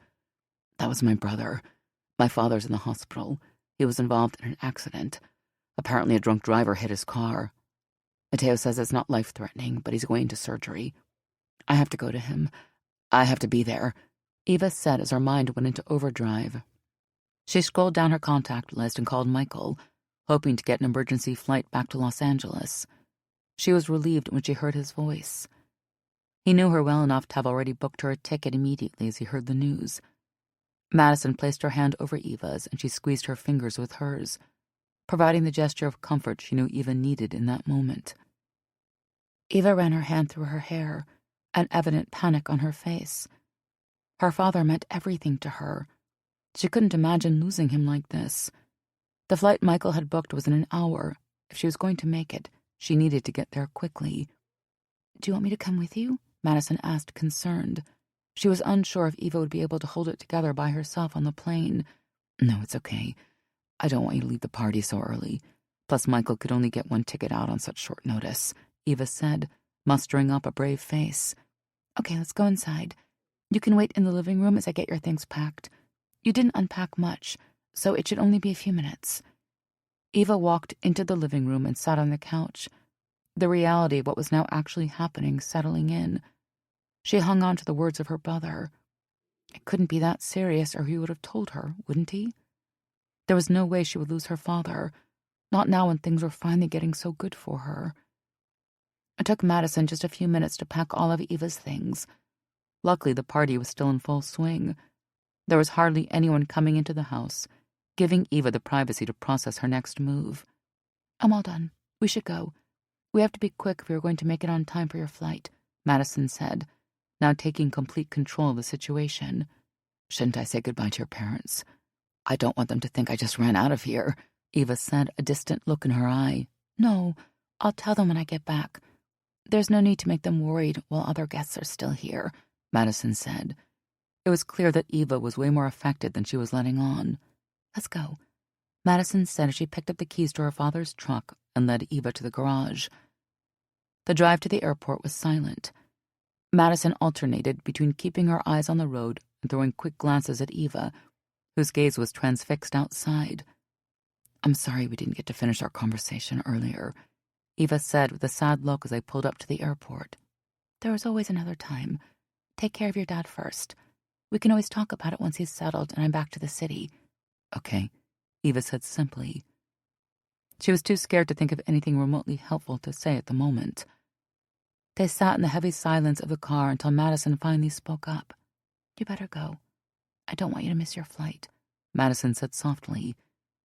They got out of the car with Madison pulling Eva's suitcase out of the back seat. Madison kissed her on the cheek. "Keep me posted. See you in a couple of days." "I'll see you then," Eva replied simply, holding back so much. She had so much she needed to say to Madison, that she was terrified for her father, that she was sorry for ruining their trip, that she loved her more than she had let herself realize. That last one shocked her. She had never loved or let herself be loved like this before, and the reality of the hold Madison had on her sank in. She just hoped that Madison would be able to deal with her past and accept her for who she was and what they could be for one another. Chapter 12. The double-sided doors of St. John's Hospital opened to reveal the white-walled hospital reception. The smell of antiseptic filling her nostrils was quick to overwhelm Eva's senses. Eva had tried reaching her brother and mother, but after the third phone call, they had let her calls go to voicemail. The sound of her shoes tapping on the tiled floor echoed the empty hallway. She walked towards the reception desk. "Hi, I'm Eva Perez, and I'm here to see my father, Stephen Perez. He was involved in a car accident. I was informed he was brought here." The lady behind the desk looked at Eva above her glasses. "Let me check to confirm. Just have a seat. I will get back to you in a minute." Eva sighed for a moment. The urgency of her situation was clearly lost on this lady. "I'll just stand here," she replied adamantly as she watched her continue to stare into the computer in front of her. Eva's finger tapped increasingly faster on the counter. The exhaustion, anxiety, and fear she had from this whole ordeal now taking their toll and creating the best recipe for irritation. It didn't help that the receptionist hadn't lifted a finger to actually assist her. "Ma'am, could you please tell me where my father is so that I can leave you to continue with your work here?" Eva asked, the anger within her beginning to rise. The woman looked at her from above her glasses before continuing to look at the screen. Eva's blood boiled, the exhaustion being quickly replaced with rage. She was preparing to throw a fit when she heard a familiar voice calling her. She turned around to find her mother standing in the reception area, her eyes bloodshot, probably from the combined effort of crying and lack of sleep. "I'm so glad you are here," she said as she ran to hug her. Eva squeezed her for a bit, taking the time to savor the hug. Life, as she was learning, was very fleeting. "How's Papa doing?" Eva asked, carefully eyeing her, anticipating any possible answer. "He's currently in surgery. He went in like 2 hours ago, so they should be almost done," she said, her breath reeking with the unmistakable scent of cigarette smoke. This must have been bad. Her mother had quit smoking years ago. Her father hated it and had somehow managed to get her to quit. She did her best to avoid it, saving it for only the most stressful of times. And even when she did smoke, she made sure to hide it a lot better. "Did the doctor give you any clues on how bad it was?" Eva asked, fighting the urge to start pacing all over the reception area. "The tests he did before showed a couple of broken bones, some internal bleeding, but the doctor said, considering his age, it wasn't too bad," Martha replied. Eva could feel a weight being lifted from her chest as she slightly calmed down. "The old geezer's going to be fine. You know him, the most stubborn man alive. There's no way he's going to let an accident take him out. He's got a lot of life left to live." "I hope so," her mother responded. Eva could hear the fear in her voice no matter how hard she tried to hide it. "I know so," she said as she took hold of her hand. "Now go tell that to your brother," her mother said as she stared into Eva's eyes. She was scared, but all things considered, she was holding up much better than Eva had expected. "Speaking of Mateo, where is he?" Eva asked, concerned. Her brother, no matter how tough he acted, had always been much more fragile than her. Her mother sighed. "He's been outside, walking around the hospital over and over again. It's his version of doing something. If he had his way, he would be inside the operating room with the doctors right now." Eva nodded. She definitely would need to go check on him in a bit. "Let's go sit down, Mama. We've been standing here for too long," Eva said, trying to get her mother to rest. She would need it if she was going to make it through the night. "I need to be alone for now. Go to your brother. He needs you much more than I do right now." Eva raised an eyebrow. "Are you sure?" "Yes. I'll be in the third-floor waiting room. The surgery is on that floor. If you need me, you know where to find me." "Okay," Eva said quietly in response. She watched as her mother began to walk towards the elevator. She was the strongest woman Eva knew. She would pull through somehow. Slowly she turned around and walked back to the entrance and began her pursuit for Mateo. She walked around the exquisitely manicured lawns of the hospital searching for him. The hospital was so huge with so many buildings, he could be anywhere. Eva was about to pull out her phone and call him when she spotted a lone, sullen-looking figure on the bench at the far end of the compound. Slowly she walked over and found her brother, head fallen, staring at the cup of coffee he was holding. "You know you're supposed to drink it, not stare at it," she prodded, hoping to elicit some kind of snarky remark from him, but he just stared at her. "Hey," Eva continued. This worried her. He always had a response to whatever she had to say, and in most circumstances that infuriated her. But today she needed that version of him. She needed him to be strong. I've been such a douchebag, Mateo said as Eva sat next to him. Papa called me to drive him to the club today. He'd given his driver the weekend off, and I said no. Eva's heart dropped. She could see where this was going. Mateo. Maybe if I had been there, if I hadn't been so selfish, this wouldn't have happened. Eva sighed. There's no way you could have known. These things are called accidents for a reason, Mateo. Plus, Papa's going to be all right. I always do this. I always let him down. Mateo interrupted her. I screwed up with not getting a job. I haven't contributed to the family. I was just getting myself together, you know?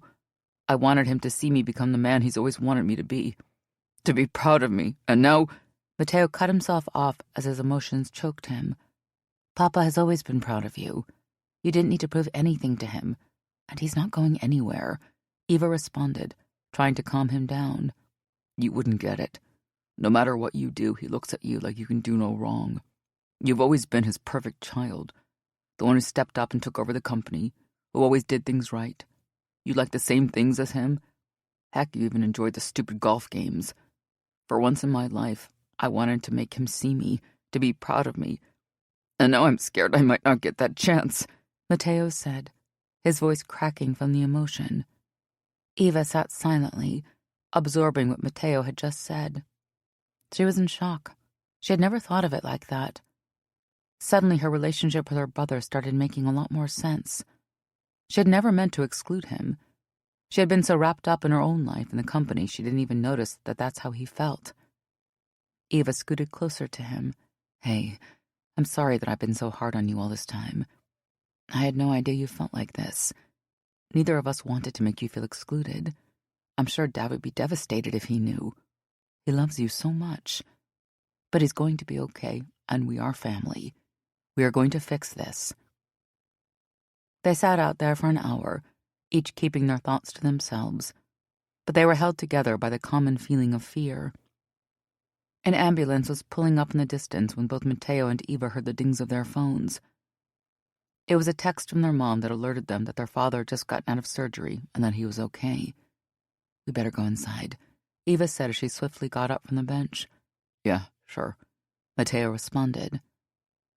As they walked silently into the hospital, the air between them felt different somehow, lighter. They would make it through. Their family was going to get through this together. Chapter 13. Madison waited patiently in her car outside Marie's apartment. She had given her the heads up that she was outside and they needed to be on time. Today was a big day. It was finally the official launch of Milky Way Dairy's new vegan products line, and she was ecstatic. They would launch the product along with the ad that she and her team had prepared, and Madison just couldn't wait to hear the reactions that both the products and the ad would garner. Madison had spoken to Eva the previous night and was pleasantly surprised she hadn't had time to watch it. It was unfortunate that Eva hadn't been able to put in the time at work to see it. Still, considering the circumstances and her needing to be with her family after her father's accident, Madison understood.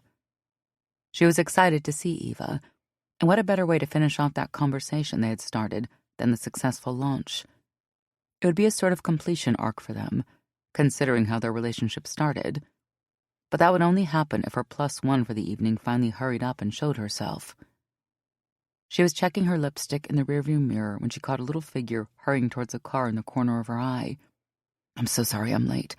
I've never been to any of these events as just a guest before. I needed to look good. For all the cameras, you know. Marie apologized. It's okay. We're still on schedule. Madison responded cheerfully. Nothing could ruin this night for her. Madison turned on the radio, allowing the smooth R&B music to fill the car as she and Marie caught up. They had gotten along exceptionally well since they met. Who would be better to share the news of her and Eva's relationship first than her? You do know I'm going to be really busy tonight, right? Madison said as she focused on a turn. Trust me, I'll be fine. I'm the queen of small talk and making others feel like I'm actually interested in what they are saying. Marie responded as she swayed along to the beat in her seat. Madison chuckled. Marie's no-holds-barred answers were part of why she liked her so much. Slowly they drove until they arrived at the Watson Hotel. The underground parking lot was already full when they arrived, a clear indication that the event was in full swing. Madison heaved a sigh of relief when the valet approached them.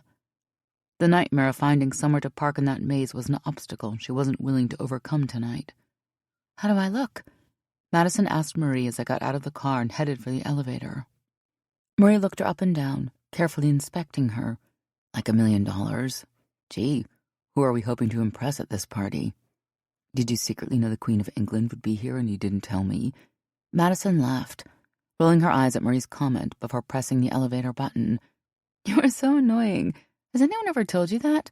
"Only my brother, every single day of my life." Marie responded, laughing as the elevator door closed in front of them. "I like him already," Madison said as she pressed the button that would send them to the venue. The elevator doors opened to showcase a party already in full swing. Well-dressed guests stood around in small groups, talking and laughing as they sipped on glasses of champagne. It seemed like all the city's firms had sent representatives to schmooze and socialize over tiny appetizers and promises of contracts, and they had shown up. But who could blame them? Who doesn't love an exclusive party? Madison took hold of a glass and began doing the rounds, socializing mainly with Milky Way staff and taking stock of their thoughts on the campaign. She was yet to see Eva, but she was the CEO. She was probably somewhere, making sure everything behind the scenes went on perfectly. Madison turned around to find Marie seemingly enjoying the company of one beautiful-looking businesswoman who, with her 6-foot frame, stood out glaringly from the rest of the crowd. Madison walked on a bit further as her eyes swept the crowd looking for Eva. "You look lovely tonight," a not too familiar voice whispered from behind her ear. Madison turned around to find Eva smiling at her. Madison's mouth went dry. She had seen a lot of work Eva, and even laid-back Eva, but all dressed-up Eva was beyond her wildest expectations. She wore a beautiful sleeveless black dress that draped in the front and dipped oh so subtly at the bust line. All this while still leaving almost everything entirely to the imagination, before flowing downwards to her ankles while maintaining a sexy yet dignified slit. She paired the dress with silver heels that matched her accessories perfectly. Her hair flowed down her back as usual, but today it seemed fuller, wavier even. "I thought I looked good. Did I miss a memo that said we should be downright breathtaking?" Eva smiled as the compliment settled. "I could only hope to be as gorgeous as you are." Madison moved in closer and kissed her on the cheek. She still wanted to keep this somewhat professional until the end of the night. "That's it?" Eva asked as if reading her mind. "For now. I'm saving my energy for when I take that dress off you later tonight," Madison responded glibly. Eva blushed as she gestured towards one of the servers and snagged a glass of champagne. "I look forward to seeing it," Eva said with a husky tone before taking a sip out of her glass and resetting the conversation to more neutral ground. "I've really missed you. I'm sorry I haven't gotten the chance to come to see you yet." "It's all right. I understand why. How's your dad doing, by the way?" Madison said empathetically as she took her first sip of champagne that evening. "He's all right, being as stubborn as ever. If it weren't for me downright refusing to let him come, he would have dragged himself out of that bed to come here tonight," Eva said with a light in her eyes. This was a far cry from the distraught Eva she saw at the airport. Madison was speaking when Michael walked up to them. "Good evening, Miss Hall. I would like to steal her from you for a few minutes." He turned to Eva. "It's time for the speeches." Eva nodded to Michael, who shifted his gaze from her to Madison and then back before excusing himself. "He knows about us, doesn't he?" Madison asked with a grin on her face, her eyebrows slightly raised. "Well, as a controller of my schedule, turns out it wasn't that hard for him to figure out," Eva said as she took another sip from her glass. "I'll see you in a bit, and then I'll be at your mercy."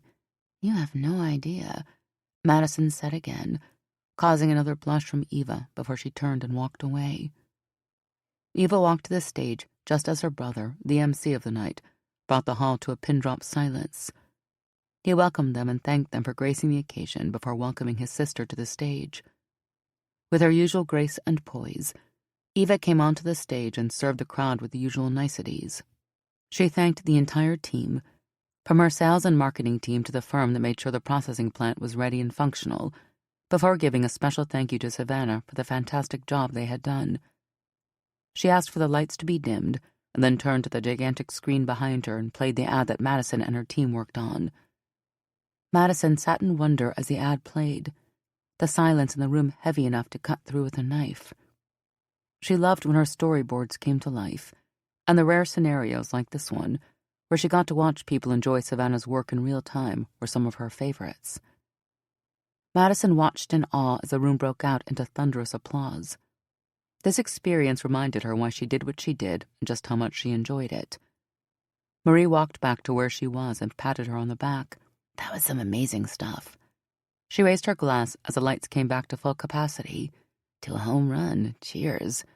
Cheers, Madison said, meeting her glass. Madison couldn't help but smile. It had been a trying year, but so far things were looking better than she could ever imagine. All she wanted now was to have a good time with her friend and soon-to-be girlfriend before she took her home and ravished her. Eva walked over to her brother once everyone had gone back to enjoying themselves. Papa would have loved to be here. Are you kidding? When did the old geezer not love a party? Good thing you didn't let him come. He would have tried to dance even on crutches. Mateo laughed. You're right. He would have had us back in the hospital before we even recouped all the sleep we lost the last time he was there, Eva said, smiling. I like this. Us not fighting all the time, Mateo said, a sincere look in his eye. Me too, Eva responded honestly. It was good to know that she and her brother were there for one another. They still had a long way to go, but they would figure it out together. Plus, you're a lot more bearable when you aren't breathing down my neck, Mateo said, a grin on his face signifying that the moment had passed. Don't count on it, Eva laughed. There it was again. The snarky Mateo was back. Now, if you'll excuse me, brother, there are a couple more people I still have to see.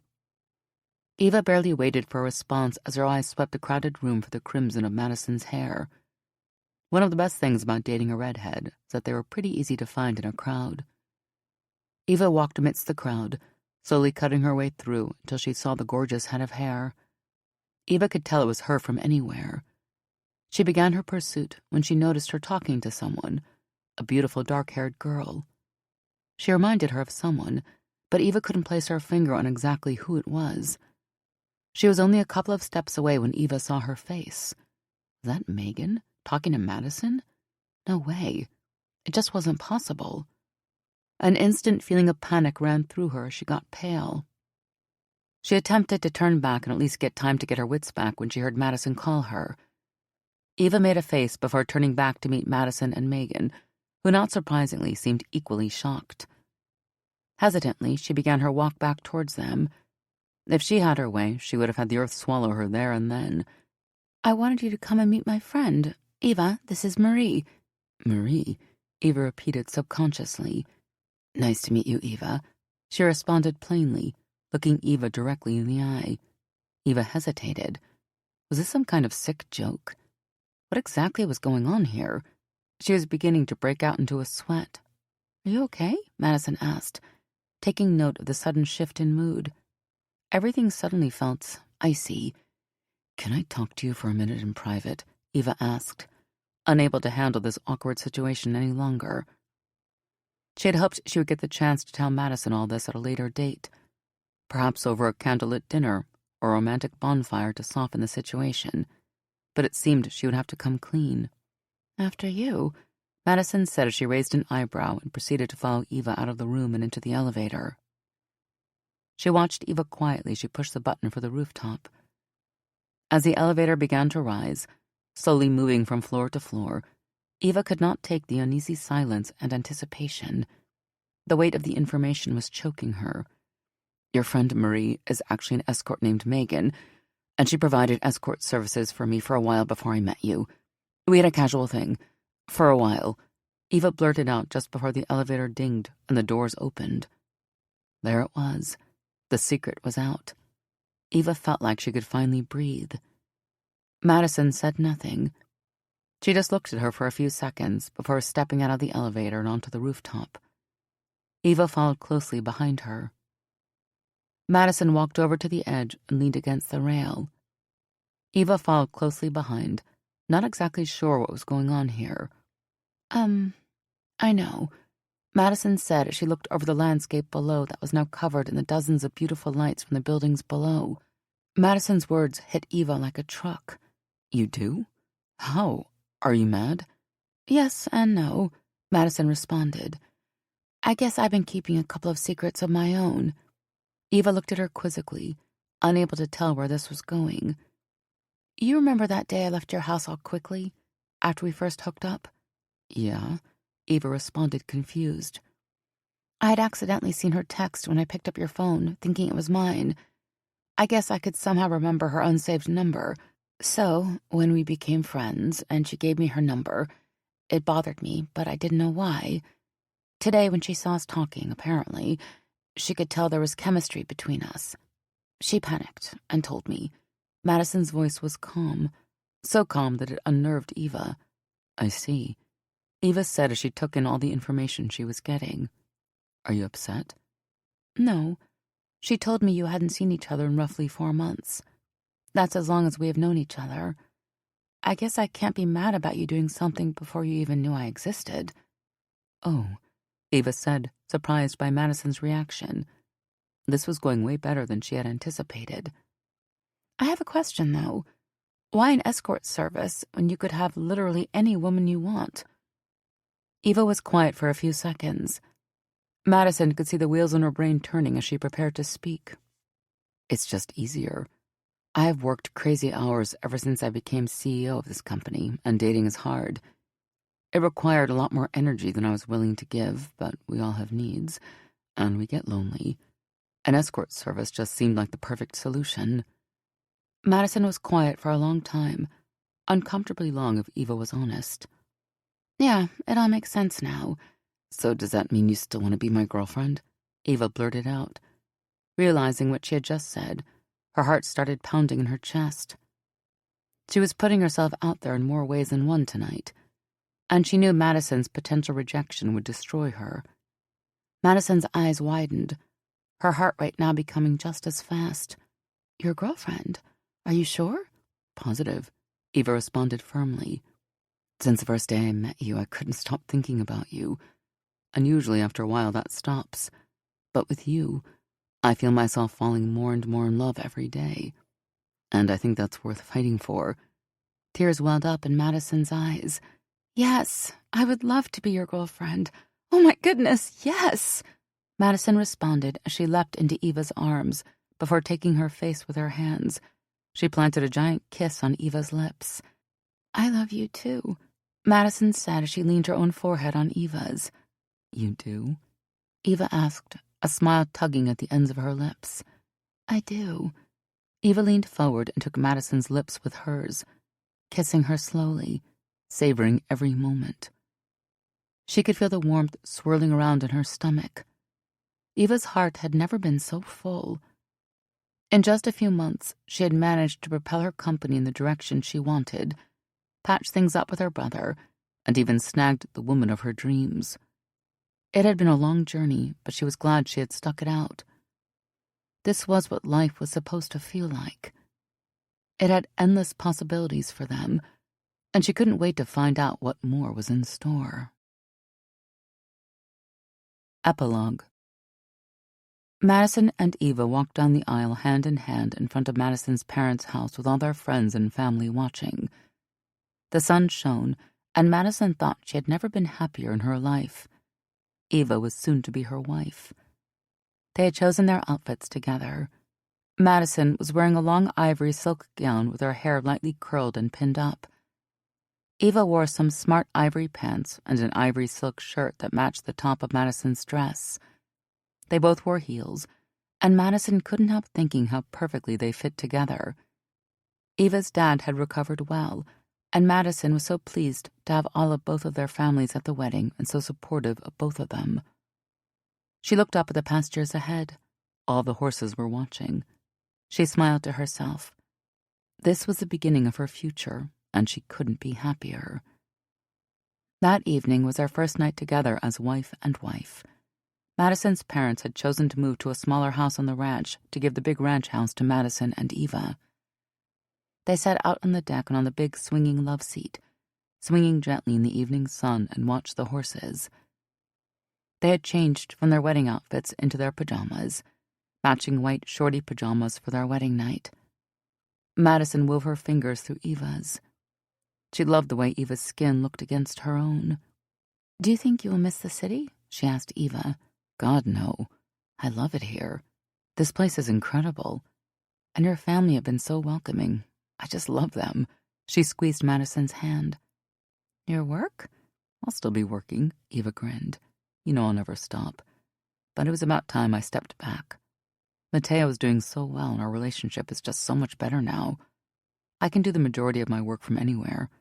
And I want to do it from here, from our home. Madison felt warm inside.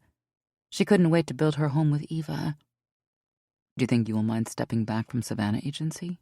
Eva asked her. Madison thought for a minute, but she had been sure of her answer for a while. Savannah was my baby for so long, but now I have our baby to think about. She put her hand to her belly. Her pregnancy was 22 weeks now, and her bump was really starting to show. She had just begun to feel him moving around inside of her, and the magic that was growing a baby was taking over her. Eva's hand joined hers on her belly. Eva looked at her with so much love in her eyes. Savannah will go on without me there. Now we have these big contracts. The staff can make the rest of it happen, and I can still do bits from here. I thought for so long I loved the city, and well, I do, but it isn't home. This is home here. The sky was a mass of reds and oranges as the sun began to set. Eva took Madison's face in her hands. You are my home, she said, and she kissed Madison's lips. Madison felt the same thrills she had always felt running through her body. Eva was still incredible, dazzling and powerful, and Madison just felt overwhelmingly in love and in lust with her. Eva moved and knelt on the deck between Madison's legs. Eva's hands moved up to Madison's pajama shirt and lightly ran underneath it, sending shivers through Madison's body. Her breasts were so much bigger since she had been pregnant, and her nipples were permanently swollen and super responsive. They jumped to attention as they felt Eva's hands on them. Madison moaned and immediately felt turned on. She had been so horny in these last few weeks of pregnancy. Every time Eva had touched her, she wanted sex, and tonight was no different. Eva had relished in it and was initiating sex all the time, and Madison had no interest in turning it down. Eva's hands ran down Madison's sides and snuck into the waistband of her shorts, easing them down, and Madison stood on her tiptoes and raised her hips to allow the shorts to be slid off under her ass and down to her ankles before Eva threw them to the side. Madison felt exposed suddenly, although here they were, the only ones for miles around, with only the horses for company. The lazy orange light was on Eva's shimmering dark hair. She lowered her head to meet Eva's sex with her mouth. Eva's hands were on her thighs, parting them, and Eva's mouth was on her pussy, long, slow licks up and down, teasing her and pleasing her. Madison felt herself opening up for Eva's mouth. You are so wet, Eva mumbled as she broke from what she was doing for a second. That's because you turned me on so much, Madison said. Their sex had changed a bit since Madison's pregnancy. There was no longer the battle for dominance that there had been for so long. There was a gentle passion between them, and Madison felt Eva's fingers pushing inside of her with that beautiful familiarity that she had come to expect. She moaned loudly. Oh, God, you feel so good inside me. Madison felt herself rocking on the swing seat in time with Eva's fingers moving firmly inside her and Eva's mouth glued to her clitoris. Eva's spare hand reached up to Madison's super-sensitive nipples. Madison felt the squeeze on her right nipple, and it was as though her nipple was directly connected to her burning core. Everything Eva was doing to her was taking her to another realm entirely. The heat and intensity of the pleasure she was receiving began to build and build inside her, and seconds later the walls broke and her orgasm flooded through every last cell of her body. It was a minute before she managed to lazily open her eyes and come back to life, seeing the pastures and horses and Eva. Lovely, lovely Eva smiling at her, bathed in the golden evening light. I love you, Madison smiled. Eva took Madison's hands and knelt up higher. Madison lowered her head to kiss Eva's lips, tasting herself on them. They paused after the kiss, their faces inches away from each other. Eva looked so very beautiful. I love you too, she said. You and our little boy. She touched Madison's stomach. I can't wait for the rest of forever with you. This concludes The CEO by Emily Hayes, narrated by Abby Craden. Copyright 2022 by Emily Hayes. This unabridged audiobook is published by arrangement with Emily Hayes and was produced in the year 2024 by Tantor Media Incorporated, a division of Recorded Books which holds a copyright thereto. Please visit tantor.com for more information on our growing library of unabridged audiobooks.